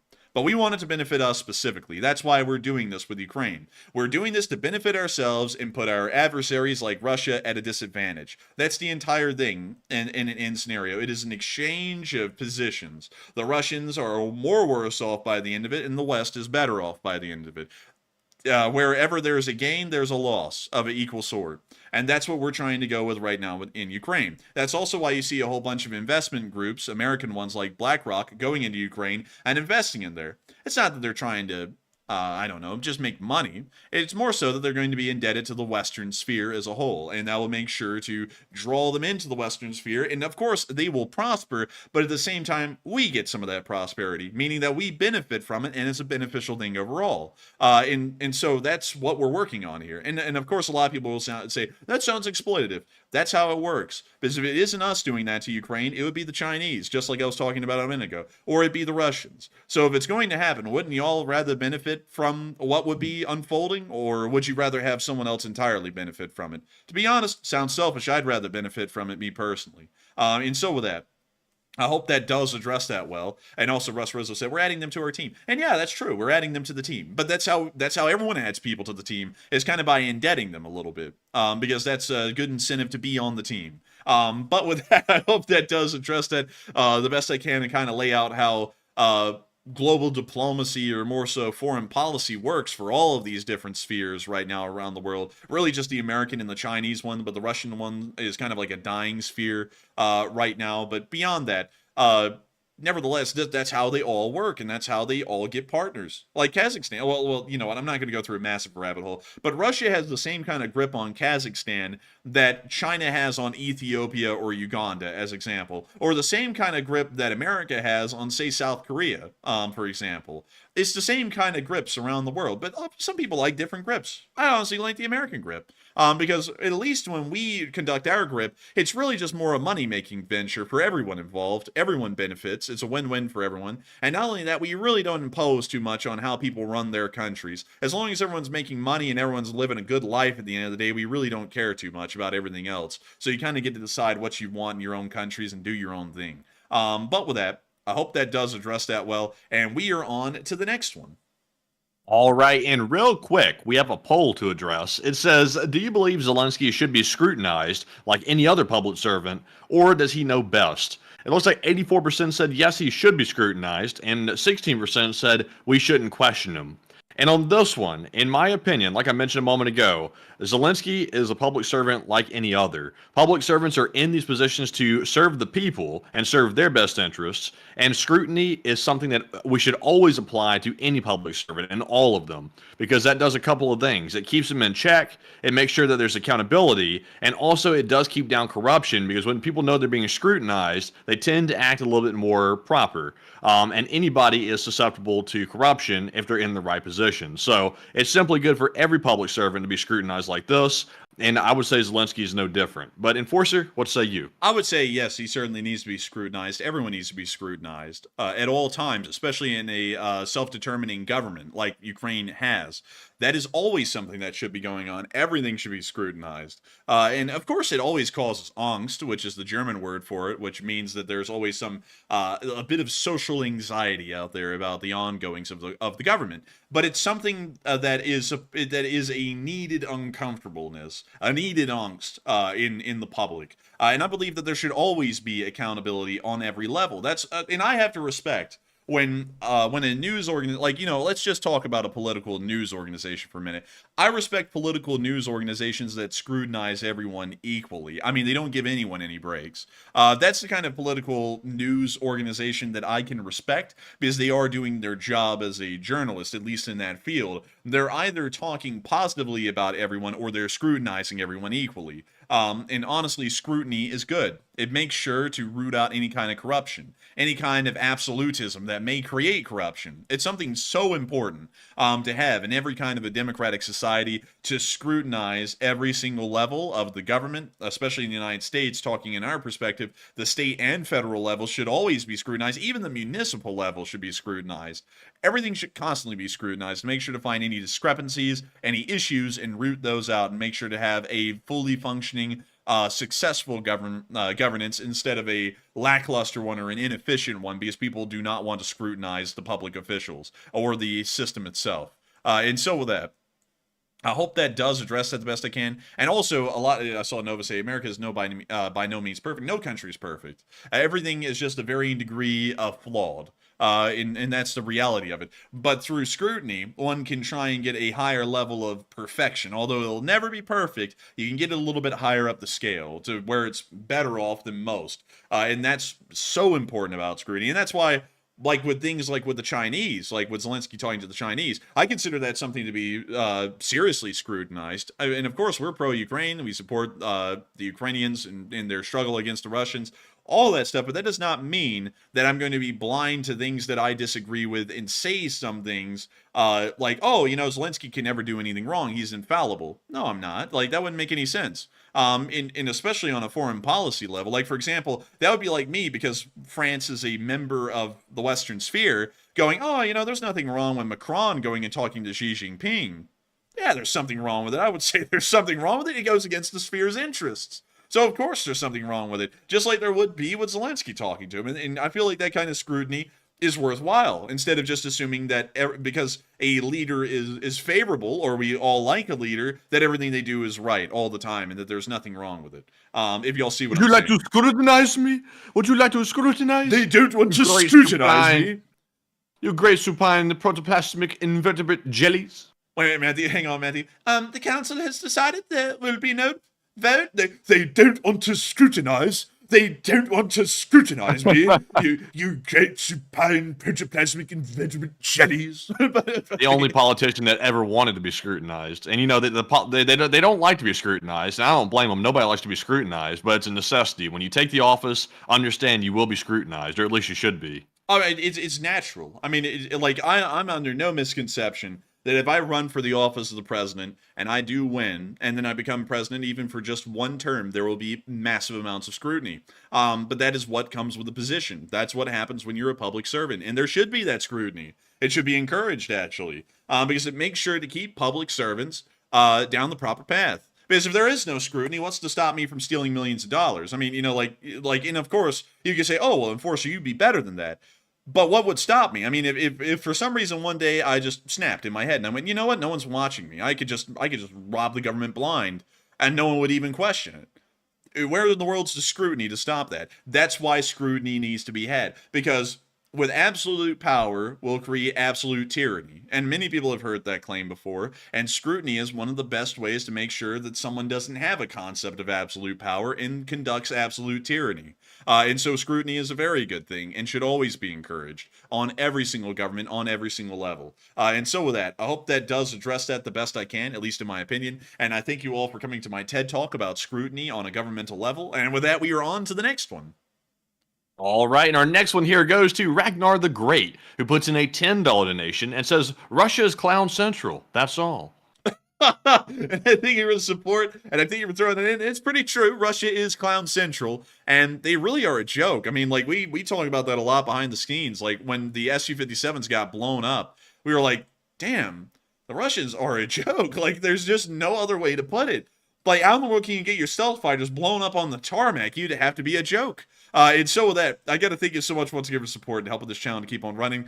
It is folks like you who helped to make this thing possible, and I'd have to completely agree with that. And so with that, thank you so much once again. I hope that does address that well. And with that, we are on to the next one. All right, and the next one also goes to Ragnar the Great, and he puts in a 10 and says, I apologize for calling the Russians Clown Central last chat. It was disrespectful to all those clowns out there. Yeah, dang, dude, he's like, they ain't even clowns, they worse than clowns. But I would agree with that. They are worse than clowns for the most part. I would certainly agree with that. And so with that, I thank you so much for your support. I thank you for also cleaning, well, at least redeeming the clown's good name. And thank you once again for supporting this channel and helping it to keep on running a second time tonight. And with that, we are on to the next one. And we've got one from Quick, who puts in a $10 donation. And thank you very much, Quick, for that support. He says, is it possible that the websites are down due to Ukrainian cyber attacks? And it would be a sound strategy, as this could undermine the trust of the banking system, adding fuel to the fire. And viva LSA. And long live the Lee Spring Army. And thank you for support and asking a really good question. That would be a pretty good thing to do. Actually, that would be a great way to conduct psychological warfare on the Russian population. Problem with that is that right now the Russians actually have an incentive to shut down the websites because as of yesterday, Russians were making runs on the ATMs. And so we already know that massive amounts of people are starting to withdraw all of their cash. And because of that, now today, they would actually have a really good reason to shut down the websites. So we do believe that the Russian banks themselves shut the websites down because they're down everywhere. I mean, you can't access them anywhere in the world right now, which doesn't really seem to be a cyber attack. It more so seems to be an actual deliberate action that was taken. So going off of that, we would believe that it was the Russian banks that shut it down, but it could also be Ukraine. And if it was, that is a masterclass in conducting psychological warfare against an entire nation in a single instant, which is really interesting, actually, if they did. But with that, I hope that does address that the best I can. And with that, we are on to the next one. And thank you so much once again for support and throwing in a really interesting point. Yes, indeed. And up next, we have a $10 super chat from Rider for Life 76, who says, wouldn't China come in and save Russia in the midst of this financial disaster? No, I don't think so. Because right now China's going through their own financial disaster, and while the Chinese could get the Russians indebted to them in the future, I don't really know if they would want to look directly related to this mess. They may wait until the war is actually over and then step in and fix it, but I don't think they're going to fix it right now while the war is still going on. So I would largely have to say no to that. And so with that, I thank you so much once again for support. I hope that does address that well. And with that, we are on to the next one. And our next one here goes to Ragnar the Clown just as well. And also, we're getting a bot influx here. I'm telling you what, it's just crazy. But Ragnar put in another one. It's a $10 super chat this time. It says, I'd rather fly Boeing than Sukhoi. I don't know. That's a close call. I don't know. That's a close call, though. That's a close call. I don't. I'd rather fly neither if I had the option, to be honest. But you can do you. But Enforcer, what say you? I'd rather take Airbus for now. Being entirely honest. But yeah, I mean, you know, Sukhoi ain't that great. Let's see here. Hang on. Oh, so let's see here. Trying to see. Oh, here we go. Accidents and incidents, just with a Sukhoi Superjet 100. A demonstration flight directly struck Mount Salak in Indonesia, killing all 45 on board. Wow. Sukhoi personnel and representatives of various local airlines. The TAWS was ignored by the pilot, distracted by a conversation with a potential customer. Well, I guess that kind of sealed the deal. But anyways, in 2013, let's see. The fuselage hit and slid down the runway with a gear up. So it was once again pilot error, it appears. This one slid off the runway at Yakutsk Airport in the far east of Russia. And let's see, landing gear collapsed. Interesting. Landing gear collapsing seems to be a bit of an issue with this aircraft. And let's see. Radio and other equipment failed. And after the fourth. Oh my god. Okay, so let's read this one. On the 5th of May, 2019, as Aeroflot Flight 1492, let me read this like air disasters. On May 5th, 2019, as Aeroflot Flight 1492 was climbing after takeoff from Moscow Sheremetyevo at 6,900 feet, lightning discharged close to the aircraft from a nearby cumulonimbus cloud with a 6,000-foot base. The radio and other equipment failed, and the flight crew chose to make an emergency landing at Sheremetyevo. The aircraft bounced several times after initial touchdown, and after the fourth hard touchdown, a fire erupted and engulfed the rear of the aircraft. An emergency evacuation was then carried out, but 41 of the 78 occupants died. Damn. That's actually pretty jacked up. Like, it was not that big of an... Well, radio and communication getting knocked out is pretty big, but... a fire erupting after the fourth hard strike on a runway? You gotta be stupid to strike a plane down 4 times hard on a runway. Not even Ryanair does that. Like, that's a new level right there of incompetence.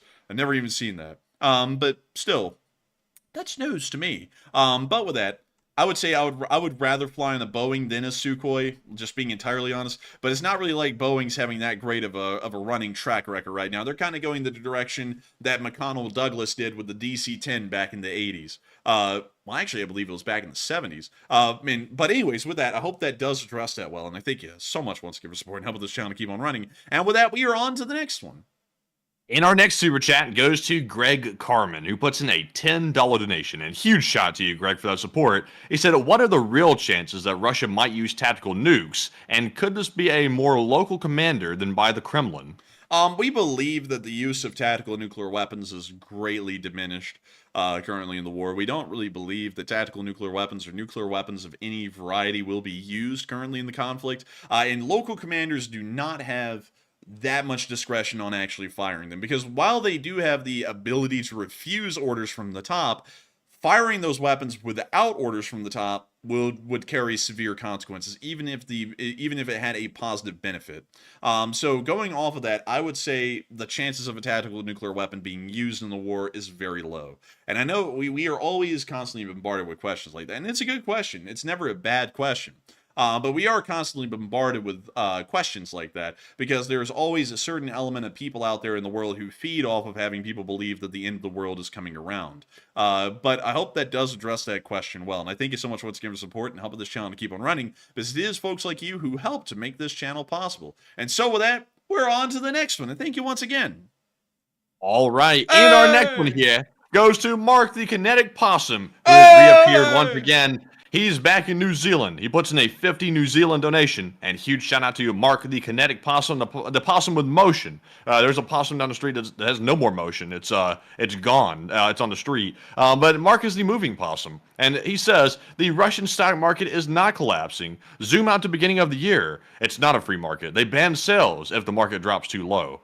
But I will say, Mark, I've never seen the banks do what they're doing right now, unless it is true that they are collapsing in some way. The banks are having a liquidity problem, to my understanding, and they don't have the money to give back to the depositors, and that's why they're suddenly closing their websites, and that's why you can't really go in person and get your money out, because they simply don't have it to give. And that's my understanding of it, though. But Enforcer, what say you? I would have to say that if we zoom out to the beginning of the year, it does appear that it would be in a state of collapse, because the stock market is, from what I understand, and Mark, I believe you may be more intelligent on this than I am, but the stock market is always supposed to be rising, which is considered positive. If it ever flattens out or ever starts to backslide, that is considered a massive negative. And from what we can tell, it does appear to be taking a pretty big hit ever since about the late part of May. Really, throughout the entire month of June, it has been falling. And it appears that it has specifically fallen right after the announcement was made a little while ago that the dollar was no longer, the dollar and the euro were no longer going to be reserve currencies. Now, if we back this up to 5 years, we can actually see that the beginning of the war also had an equally major impact. In fact, it looks like it was a larger impact. So I don't know. It does look as though right now, with people making runs on the banks and the Gazprom Bank, among many other banks, pretty much closing their doors, that it looks like it's a serious ordeal. But maybe it's not that serious of an ordeal. Maybe. Or maybe it is. Or maybe it isn't. Who knows? Who knows? But with that, I thank you for the support, Mark, the Kinetic Possum, and helping this channel to keep on running and helping this channel be possible, because if it wasn't for folks like you, we wouldn't be able to scrutinize our info and take a look at the graph itself. And so with that, thank you so much once again for support. I hope that does address that well. And with that, we are on to the next one. All right, and our next one goes to Rad Doctor, who puts in a $10 donation. And thank you very much, Rad Doctor, for that support. He says, I'm taking my LSA shirt to Botswana next week, and I'll try to get a pic with an elephant. Hey, that's really cool. And Botswana is actually a pretty neat place as well, down here in the middle of central southern Africa, right in between Zimbabwe, Namibia, and also South Africa. It actually, I believe, borders literally just tiny slither right here on the Konzungula Bridge, borders the nation, I believe, let me make sure, of Zambia. But beyond that, Botswana is a pretty cool country. And I've actually met someone before from Botswana. Pretty cool fact. But beyond that, Botswana, interestingly enough, Botswana is mostly plains, and one of the biggest agricultural industries here is the cattle industry, because crops, there's just not enough arable land for crops in this area. But still, I hope that you have fun in Botswana. I hope you are able to take a picture with an elephant, because that would be incredibly cool. And also up here is the Marimi Game Reserve, which I think is where, yeah, here's where I believe a good bit of the elephants are living in their natural range. Look at that. That's pretty cool. Look at that. A whole elephant out here. Did you know, Matt? Yeah, here's an interesting fact about elephants. Did you know that scientists believe that elephants mentally look at people like we look at pets? Like they look at us as something cute. And they usually are very passive and very friendly to people in person, unlike other animals. Oh. Sometimes I've seen them charge people though, and they're pretty vicious when they charge. Oh yeah, yeah. I mean, like every wild animal's like that. But they say that the elephant is more passive than most creatures, especially most African creatures like the hippo, which will kill you on sight. And I will be quite honest with everyone. I don't like hippos. Like I just generally dislike them. But anyways, with that, I hope that still addresses that well. I hope you have a great deal of fun out there, and also it'd be cool to see an LSA shirt in the wilds of and let me make sure I'm getting the name correct, Botswana, because I almost said Namibia, and that would have been completely wrong. But still, thank you so much once again. I hope that does address that incredibly well. And with that, we are on to the next one. But thank you once again for the support. Yes, indeed. And up next, we have a $10 super chat from Healthy D Live. And thank you very much for that support. And they said, watch you guys every night and just can't catch it at the start. And thank you for what you do. And please take a question from the chat. And P.S., not relevant to tonight's stream, but it's Appalachia. Appalachian. Appalachia? Appalachian. Appalachian? Yes. Oh. Well, I guess I'm going to take you down to the Chattahoochee Cooney National Forest. What's up with that, Jack? And also, there's a lot of lakes up here. Are these made by dams? I feel like these are non-natural, but it kind of look natural to me. Hang on, I got to look around here now. I got to know if this thing's natural or not, because it kind of looks like Lake Martin, and that's not a naturally occurring lake. I'm not seeing any dams, though. Oh, there we go. There's the dam. Right there. So, yep, this is not a naturally occurring lake. This is an artificial one. You can always tell because they just kind of fill in the low elevation areas instead of actually being almost a natural-looking lake. But anyways, that's too much additional info there. Thank you for sharing that as Appalachia, not Appalachia. Because I always thought it was Appalachia. You know, because the closest we ever got to getting in the Appalachian Mountains was taking the trip from Asheville, North Carolina, over to Gatlinburg. Through the Appalachian Mountains, or the Appalachian Mountains, if you want to call it that. But beyond that, I got to thank you so much for the support and helping this channel to keep on running. I got to thank you for appreciating it, because it is folks like you who support this channel, a lot like PBS, that make this channel possible, make it able to keep it running. I got to thank you so much once again for enjoying everything that we do and making sure to make it possible. So with that, thank you once again for your kind words. And we will make sure to take a question from the live chat. But thank you once again. And what do we got, Matthew? All right, and the live chat question. This live chat question is going to go to Caviar, who says, how many Ukrainian Bayraktars are left, and what is the status on the new Bayraktar factory inside of Ukraine?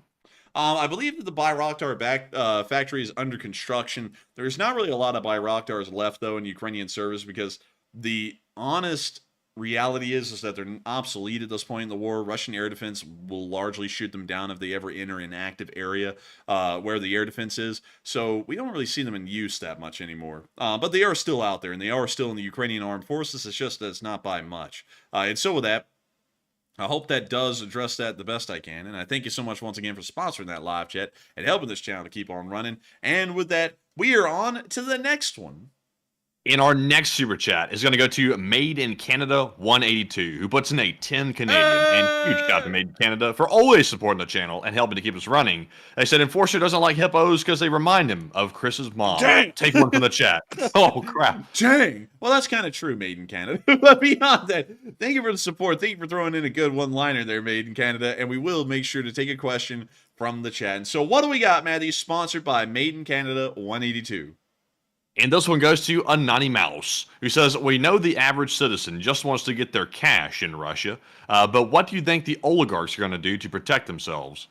The oligarchs will probably end up just fleeing the country if things went really bad, because they probably have offshore bank accounts where their money will generally be insulated because it's in a foreign currency, and then they'll just go live out their lives in luxury outside of Russia. That would be the realistic expectation, because that's usually what happens when an economy just completely collapses, is that the oligarchs usually just pack up and move out. And so with that, I hope that does address that well, at least in my opinion. And thank you so much once again for sponsoring that question, helping this channel to keep on running. And with that, we are on to the next one.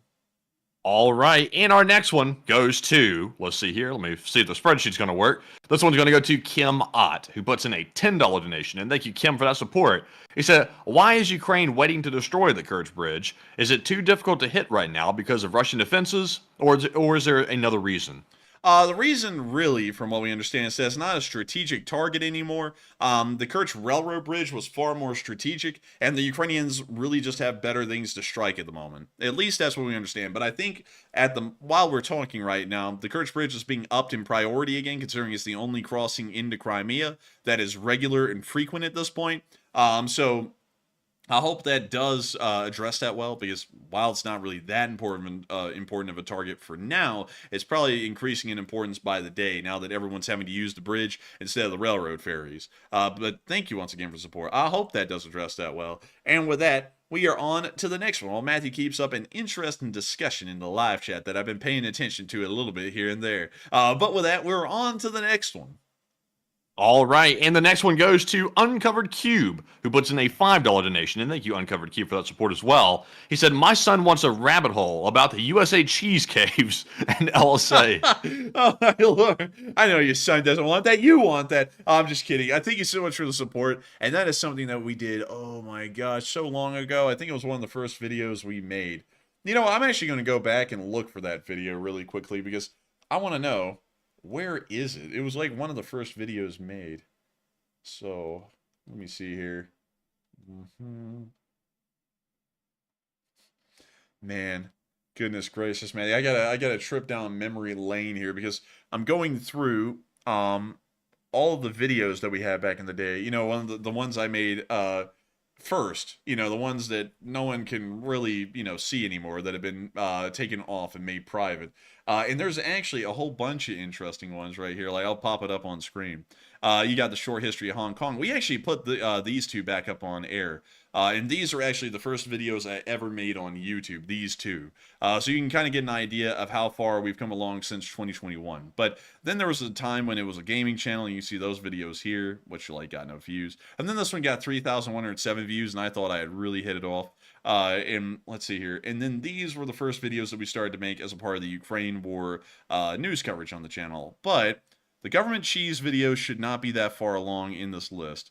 And I'm going to take you all with me down this list to find it. So, let's see here. We should be getting up to it eventually. Man, the thumbnails have come a long way since back in the day. They have, man, like a very long way. Our thumbnails now are like fantastic, if I do say so myself.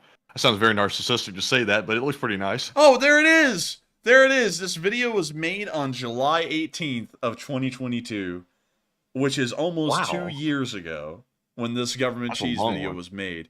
That is so long ago, and it's actually gotten 39,000 views, which is mental. Like, and we hear a little part, just a piece of it, just to get some nostalgia here. What'd your old voice sound like? That's a good question. Let's view it. Across the country sit massive caves. These massive caves once held one of the most famous things that the government has ever bought: cheese. Over 1 billion pounds of cheese sat inside these caves across the entire country, and the question is, why?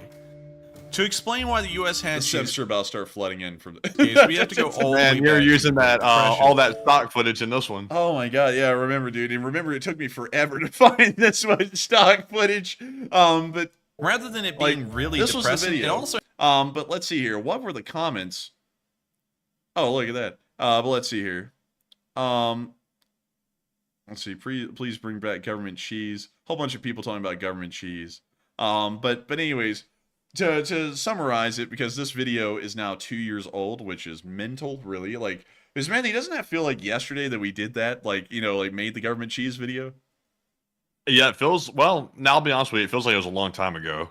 Man, I felt like it wasn't that long ago. I couldn't believe it was 2 years ago. I thought maybe it was like in 2023 last year or something. That was 2 freaking years ago. But anyways, moving on from that, to explain the rabbit hole behind government cheese, in the United States, there's a lot of government involvement in the agricultural industry due to the Great Depression, because the agricultural industry almost completely died during the Great Depression. So the government got heavily involved. So what they would do is that they would tell the dairy farmers to produce as much dairy as they could, and then just sell it off to the government in excess, or they pay them for whatever, and then they get thrown away. So that way prices could also be maintained on the public market, so that way it wasn't being sold for nothing and the farmers could still make money. So the farmers started to turn their products, their dairy products, into cheese, because the government would buy the cheese at higher prices. And then the government would take that cheese, considering that they bought it and it's now U.S. government property, and they would go and start storing it into massive caves throughout the country to just preserve it. So that way, if for some reason in the future they ever wanted to use the cheese, they would be able to have it. So come decades down the road, the cheese is starting to get a little old. And so they're trying to figure out what to do with it beyond just letting it rot in these caves. So they came up with the idea, instead of letting it rot, let's just make it a part of government food assistance programs, so that way we could feed the public with this cheese. And so that's what happened. They just started to feed the public with the cheese. It was something that you could only get if you were on, I believe, food stamps or some kind of a food assistance program. And it was a hugely successful thing. People either loved the cheese or they hated the cheese. But it really made a massive impact on American pop culture and also American culture as a whole. And it's a really interesting extension of really the U.S. government and what they do nowadays. But with that, I hope that does address that fairly well and give a fairly okay rabbit hole about the government cheese stuff, because it is really interesting. And if you want to see more about it, go check out the government cheese video and give it a little bit of love, because it's been a long time since anyone has watched that video. But still, thank you so much once again for support. I hope that does address that well. And with that, we are on to the next one. And our next one goes to Mr. Spock, who puts in a $10 donation. And thank you, Mr. Spock, for that support, Captain. He says, in Canada, Spock, help me, Spock. But anyways, in Canada, we have a maple syrup strategic reserve. Don't mess with our pancakes, folks. And thank you so much for the support. And that's true, actually. Canada does have a strategic maple syrup reserve, which is really interesting because it's actually a part of Canada's economy for the most part, because they rely an okay bit on maple syrup exports as a moneymaker. So whenever maple production is low, they'll actually release some of those exports, some of those reserves, to make sure that they keep up with their export quotas, which is actually a really interesting thing about the Canadians. But Spock, help me, Spock. He is calling. But anyways, thank you so much for giving support. Thank you for sharing a Canadian fun fact with us. That is actually really interesting. And with that, thank you so much once again. And we are on to the next one. And the next one goes to Sully Canuck, who puts in a $10 donation. And a huge thank you, Sully, for always supporting the channel as well. He says, I have had to rewatch the program from the start lately, as I can't get at it from the start due to issues beyond my control. And here's a little bit of love. And thank you so much for the support, Sully Canuck. And thank you for helping this channel keep on running. And it's okay that you had some technical issues and you had to start from the beginning. I mean, it's fine. It's cool. And I got to thank you so much for the support and being a part of this channel and helping to keep on running. And just spreading a little bit of love and a little bit of support to help us to keep this running. And so with that, thank you so much once again. I hope that does address that incredibly well. And with that, we are on to the next one. And thank you so much once again. All right. Also, Mr. Spock said you're beyond help. Mr. Spock coming in with a low blow. Spock, please help me, Spock. But anyways, what does he mean by that? It's like we just addressed the super chat, and he's like, "You're beyond help." It's like, what? It's like, what do you mean? Like, anyways, with that, we are on to the next one. And the next one goes to Hugh, who puts in a 5 and says, "With the Russian economy collapsing, how do you see their military handling the issues?" The military will most likely completely fall apart, because if they end up not getting paid, what's to make them do anything? They're not getting paid anymore. And so with that, I hope that does address that well. It's kind of a short answer, but I feel like that's the best one I can give. But still, thank you once again for support. I hope that does address that well. And with that, we are on to the next one. All right, and the next one goes to Jaka, who puts in a 5 and does not leave a comment. But, Enforcer, what say you? And I got to thank you for the support, Jaka. You didn't throw in a comment, but the support is greatly appreciated. And I thank you so much for helping this channel to keep on running. And with that, we are on to the next one. All right, and the next one goes to Jaya Turner, once again, who puts in a 5 and says, I would love an LSA flat bill cap. Maybe it's an option if you do baseball caps. And we are thinking about doing baseball caps in the future. And thank you for the support, by the way. We are actually thinking about that, and we are possibly going to start implementing that here in one of the next month's merch releases. But for now, we are doing another t-shirt. That's all I can tell you for now about the next merch drop, but it is one that we think y'all are really going to love. It's really neat. And so with that, thank you so much once again for support. I hope that does address that well. And with that, we are on to the next one. All right, and the next one goes to Jaden Saxman, who puts in a 5 and says, do you think that psychological warfare like Aztec whistles and drone sounds, similar to Stuka's dives, should pick up, or would leaflets work better?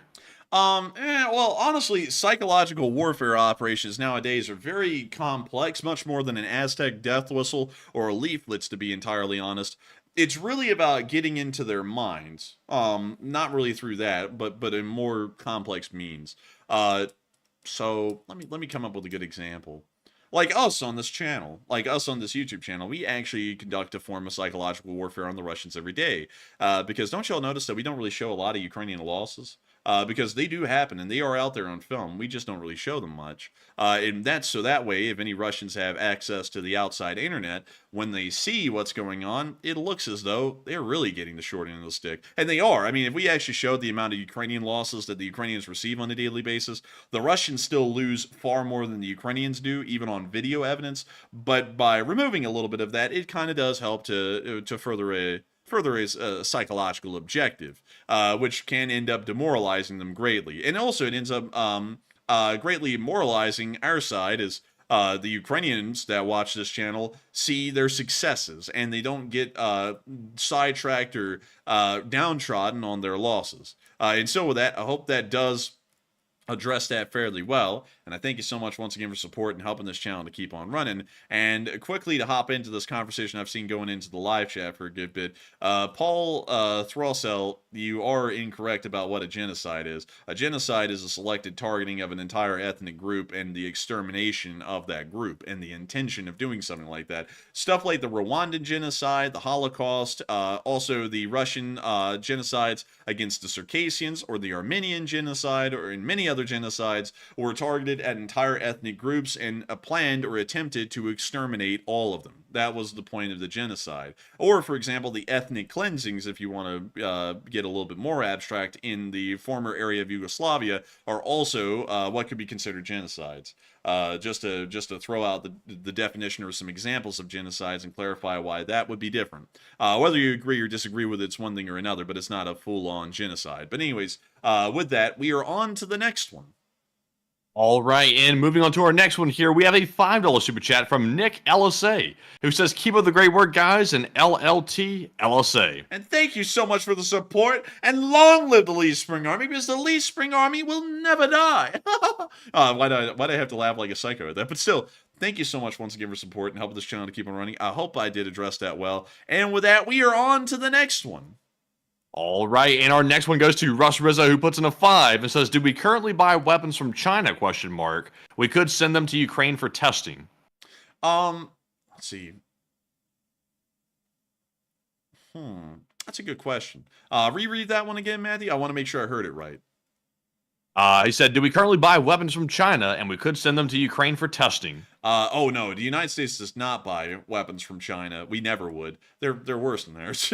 So we would also, if we wanted to test them, we would test them here in America instead of sending them to Ukraine for testing. But still, thank you so much once again for the support and helping this channel to keep running, because it does help to make this possible. And with that, we are on to the next one. Thank you so much once again, and also this chat and the live chat is getting very interesting. But with that, we're on to the next one.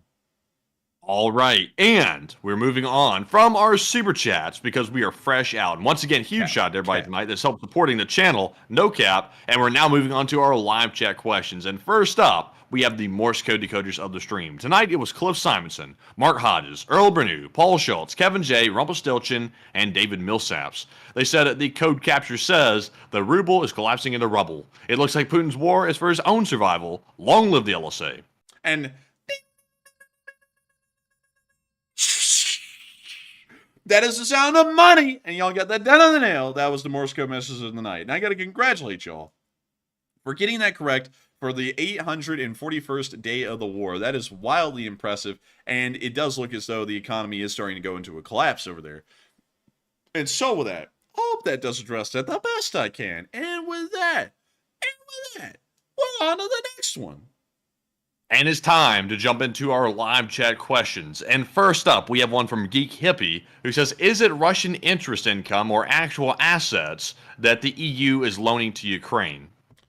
Reread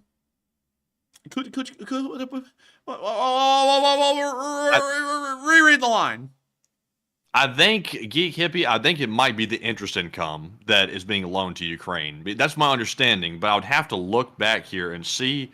In fact, let me pull that up real quick. The EU funding Ukraine seized Russian assets. Let's see here. It says that they've agreed to use interest generated by the assets, about $3 billion per year to help Ukraine. So the West is currently holding the assets, and they're getting interest by holding the assets, which is about $3 billion per year. And the G7 has said that they're going to send that $3 billion per year to help Ukraine. You know, I'm going to say that that's a good gesture, but we should simply, sell the assets and give that money to Ukraine. Because why are we holding on to the assets? That doesn't make sense. But Enforcer, what say you? I would have to say, to be quite honest, based off of how Matthew explained that, I believe that would be a little bit above my economic understanding. While I understand foreign policy, diplomacy, and warfare a good bit, economics is one thing I will be entirely honest on. I'm almost blind in. And so with that, I hope that does address that the best I can. And with that, we are on to the next one. All right, and our next one goes to Maurice, who says, do you guys think that Russia is really going to lash out now that their economy is hitting rock bottom? I don't think so. I think they're actually going to start getting a lot more reserved and hold back, because lashing out costs money, and money is something that it appears that they're going to start having short supply of. And so with that, I hope that does address that well, and we are on to the next one. All right, and our next one here is going to go to Mad Machine, who says, in cases like what's happening in Russia, would a person be better off to exchange their money for easy-to-trade items like vodka, coffee, and cigarettes? Most likely so, because that's actually the kind of system that existed within the Soviet Union, was more of a barter system, mostly pertaining around alcohol, believe it or not. Well, believe it or not, y'all don't have to believe it. I mean, it's like a known thing. But beyond that, vodka was usually the trade currency, or the barter currency of the Soviet Union. So yeah, they could actually try that, and that probably would end up boding them well in the future, especially if it is a vodka-based form of bartering. And so with that, I hope that does address that well, at least in my opinion. And with that, we are on to the next one. All right, and our next one here goes to Shadow Skill, who says, how do you think France would respond to a military strike on a training facility in Ukraine? How can you reread that one again? Are you trying to follow that conversation or something? I'm trying to follow the conversation, but at the same time, the coffee wore off really quickly tonight. Well, the Shadow Skill said, how do you think France would respond to a military strike on a training facility in Ukraine? I have a feeling as long as no French instructors were wounded and killed, they probably wouldn't respond at all. And so I hope that does address that the best I can. It's kind of a short answer, but as long as no one French was wounded or killed, there wouldn't be any French response in any of those situations. If someone was killed who was French, though, there would be a response. And so with that, I hope that does address that well, and we are on to the third to last question of the night. All right, and also since everybody seems to be very involved between myself and Mr. Throstle's debate in the live chat here, it seems like everybody, including the Enforcers, on top of it. Enforcers, should we drag the entire audience into this debate and let them see what they think? I mean, we could. So if you want to lay it out, Matthew, because I'm only paying attention to it here and there, you can lay out the thing as you see it. So basically, in short, long story short, without going through the whole thing, me and Paul are debating here. Paul's position is the Israelis are conducting a genocide on the Palestinian people by attacking into the Gaza Strip and trying to destroy the terrorists. He believes that a genocide is being conducted. And I've told him that, no, I don't see any evidence for that. It looks like Israel simply defending their territory. And he also says there's no proof that there are Hamas based inside the hospitals and also in civilian targets as well. He's saying that Israel is unjustifiably targeting those places, which are civilian targets normally. But now that there's military people inside of them, in my view, that turns them into military targets. But he disagrees with that. And also, I think he has an incorrect definition of genocide. That might be where some of the disconnect is coming in. He thinks that genocide is simply a raw number of deaths inside of Gaza, and that's simply not the case. Like the enforcer said earlier, genocide is targeted toward an ethnic group, and that means that group is intending and also trying to wipe out that entire group because of eugenics reasons or some reason like that, because they simply don't like the ethnic group. And in my opinion, that is no way happening inside of Gaza, in my opinion, not at all. You know, what the Nazis did during World War II, that's a genocide. That is an actual genocide. What's happening in Gaza right now is simply not. But that's the whole debate. So, Enforcer, what say you?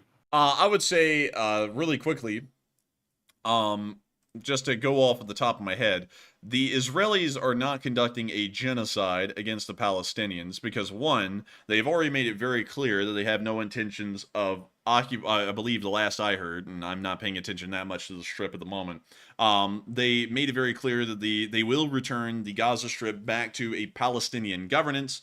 They are also continuing to move refugees around. If they were trying to conduct a genocide, there would be no refugees. They would all be targets.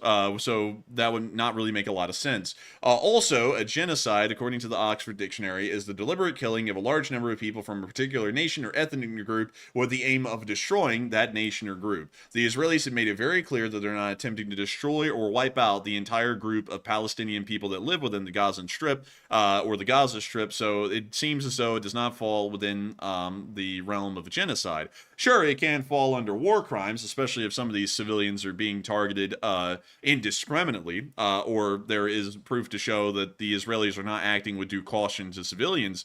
You could say that those are war crimes or crimes against humanity, but it would be very hard to qualify it as a genocide. A genocide would be something along the lines of like the Germans in World War II saying, we want to wipe out the Jews. We are going to kill all of the Jews. And then they pretty much wipe out all of the Jews in Europe. Now, that is a genocide. But to say that what's happening in the Gaza Strip right now is a genocide, now, sure, I will say that it's not quite favorable and it does not look great at all. But a genocide, that's a stretch. Because I see that people in the modern world love to go to extremes. If something looks not so great, it's a genocide, even if it isn't a genocide. And if something it looks kind of okay, then everything's acceptable, even if it is criminal. And that's usually what I see. I would say that what's happening in the Gaza Strip right now, from what I understand, is somewhat animalistic to a point, but at the same time you can see a little bit of where it's coming from, especially if you see where it began,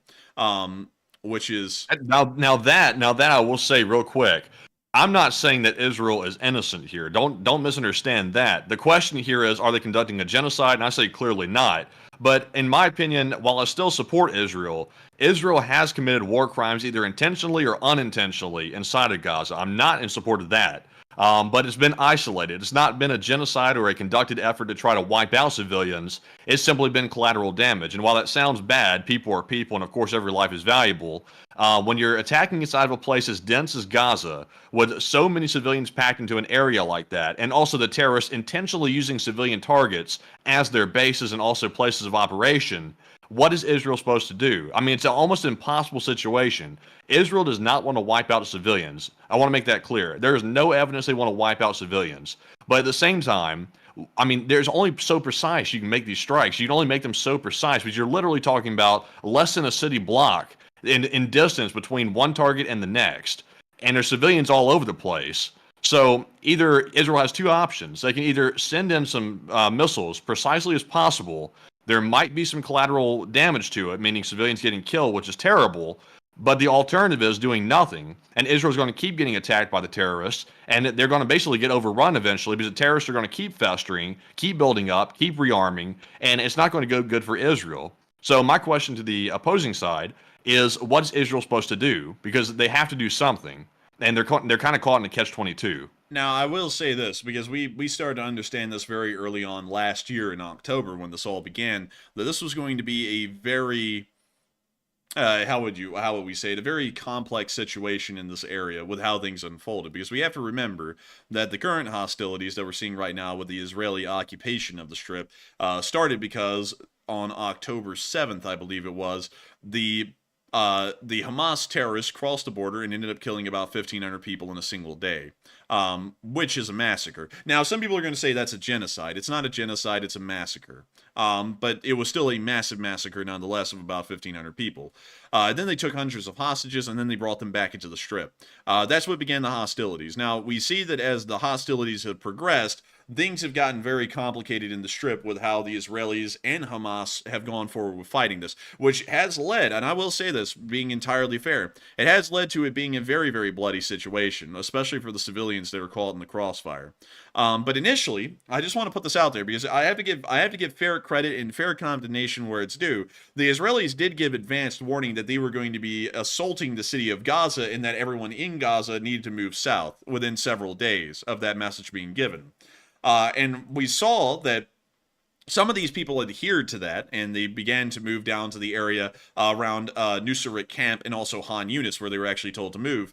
And then some of them did not, because some of them, some people in the Gaza Strip are actually supportive of Hamas and their efforts and want to possibly be martyrs and die deliberately in Israeli attacks so that way they can be martyred for the cause and rally people or galvanize people around their deaths. Then we also saw at the exact same time that Hamas itself was actually starting to stop the transit or flow of people out of Gaza and further south. And so then the question becomes, well, where are those people supposed to go? Because they can't leave. Hamas is stopping them from leaving. But the reason Hamas is stopping them from leaving is because they want to use them as human shields. And then some of those people were deliberately staying so that way they could be martyred in the upcoming battle that would unfold inside of the city of Gaza. And so then you have a whole bunch of civilian casualties that happened in the initial assault of Gaza because, one, the Israelis in some situations were forced to inflict civilian casualties because the Hamas terrorists were hiding either inside of hospitals, like, for example, famously at the Shifa hospital, which we found out there was an entire command center inside the basement of the hospital that Hamas was using, and it was also connected to a tunnel network. We also saw that in other instances, sometimes the Israelis would hit buildings without really any warning, and they also would hit buildings that later on seemed to not really have that much evidence that there was actual military operations or paramilitary operations happening inside of them. And those could be considered war crimes or crimes against humanity, that you could say that, and that would be a fair argument. And then there are other instances where, for example, Hamas was making sure to put people in harm's way, where if the Israelis struck, these people would get killed, and then they'd be able to go, oh, look at the Israelis killing all of these innocent people. And so you can kind of, and this is the thing, it's not a two-dimensional picture. I see a lot of people trying to make it a two-dimensional picture. It's not a two-dimensional picture. It's a very complex one, like I'm explaining right now. There's multiple different ways that civilians were getting caught in the line of fire, and then some of them would actually leave, and were able to leave. And those people ended up being safe. Many others did not have that opportunity, either due to what Hamas was doing or what Israel had to do because of Hamas actions, or because of individuals' actions of their own wishes. And so I would have to say, just to sum up the whole Gaza Strip thing, it would be blind of me to say that a lot of civilians have not died in the Gaza Strip. That is certainly true. And that is, of course, unfortunate. And civilian death should always be mitigated or completely avoided if possible. However, the situation on the Gaza Strip is one that is extremely complex. And it doesn't really allow, in some instances, for the Israelis to to conduct a necessary strike without the infliction of civilian casualties. And that is something that really makes the situation very complicated, because I will be honest, I cringe when I see civilians getting killed in the Strip. It's natural for me to do that. These are civilians. I mean, civilians are supposed to be protected by the rules of war. However, Hamas understands that, and they use that to their advantage as a crux sometimes. And that is something that really complicates the matter. I would have to be entirely honest with you all. I can't really come up with a fair assessment on this, because I can see where a lot of people would say, the Israelis are doing big no-nos in the Gaza Strip, and in some instances they do. But in other instances, Hamas is doing massive no-nos as well inside the Strip. And you can't really justify those because they're putting civilians in harm's way. And if they were a legitimate fighting organization, they would make sure to move civilians out of harm's way and then fight the Israelis on an equal footing. So it's complicated, and then because it's so complicated, because really both sides end up conducting atrocities that both believe are necessity, and the honest answer is, about Hamas using civilians as shields. The reason why they use them as shields is because in a conventional sense, Hamas would never stand a chance against Israel. They would be defeated outright. So they end up using low, or I guess you could say underhanded tactics like using civilians as shields so that they can try and get an equal footing, or at least on a psychological level, get the upper hand, because then it makes the Israelis look like the bad guys when they end up attacking Hamas and killing them, but at the same time, they kill civilians. And that's how Hamas works. And so this is the entire issue. And so then once you get into that, and once you get into the weeds, and you see the entire thing is a gray area because civilians are either getting killed directly by Hamas actions or Israeli actions, then you have to take a step back and go, okay, well, considering that both sides, I guess you could say, are conducting really questionable acts, or they're having to do it out of necessity, either to further one side's interest or the other, then you have to step back and go, now we just have to look at it from the strategic perspective.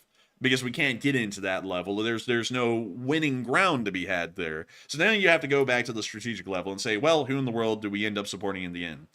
The Palestinian-based Hamas organization is a terrorist organization supported by the Islamic Republic of Iran, meaning that they're inherently anti-American, anti-Western, and therefore an enemy of the United States. So then we fall back out of a moral background and we move into a strategic business level background, and then we say we have to support Israel because they are more pro-Western, or they're really pro-Western, far more so than the opposition, which would be Hamas, the Islamic Republic of Iran, and Hezbollah inside of southern Lebanon.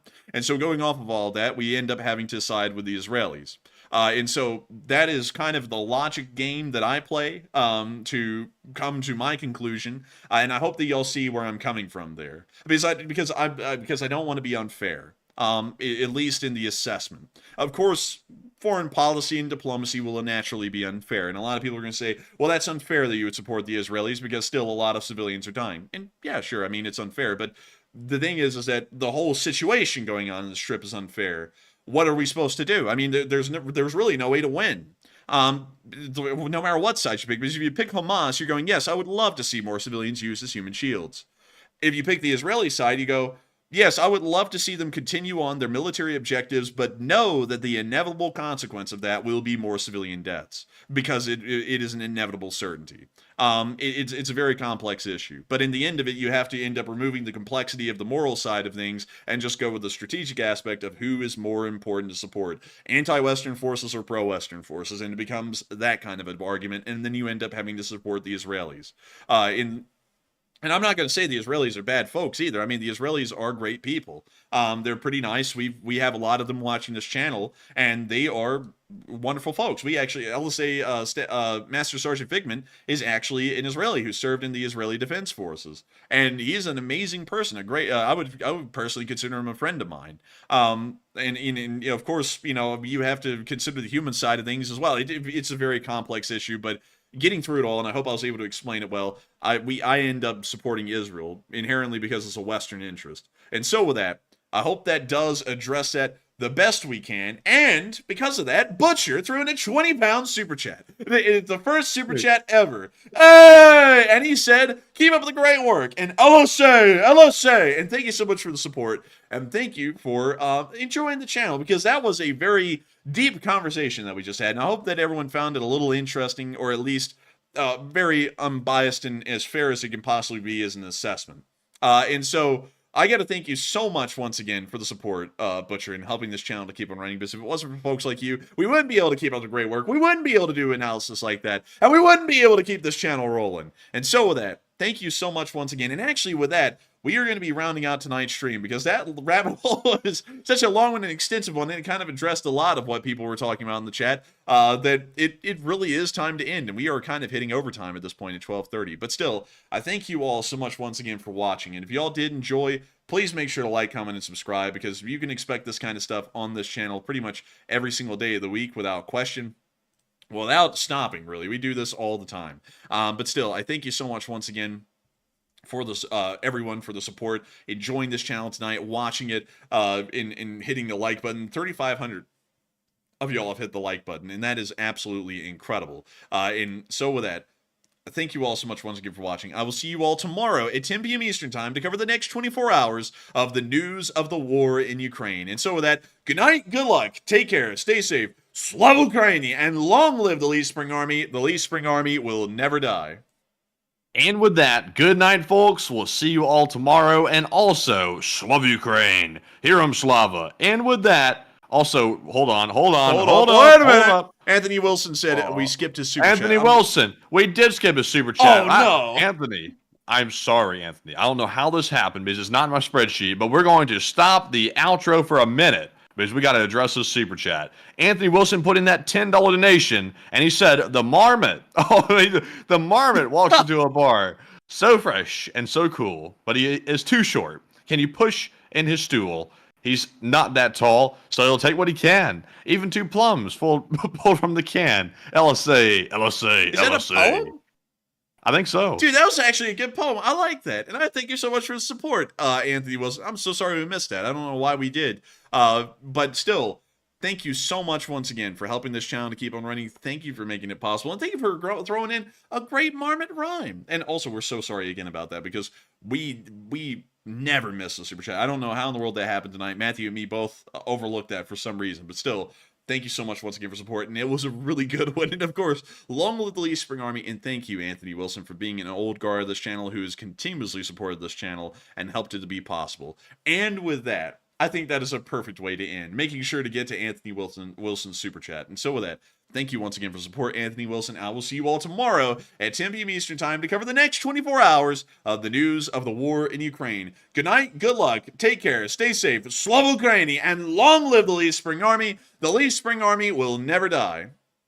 All right, and it feels like we're doing Groundhog Day. Good night, folks. Thank you all for another great stream, and also the support as well. We'll see y'all tomorrow at 10 p.m. Eastern, and we'll see you then. And good night, and get some rest.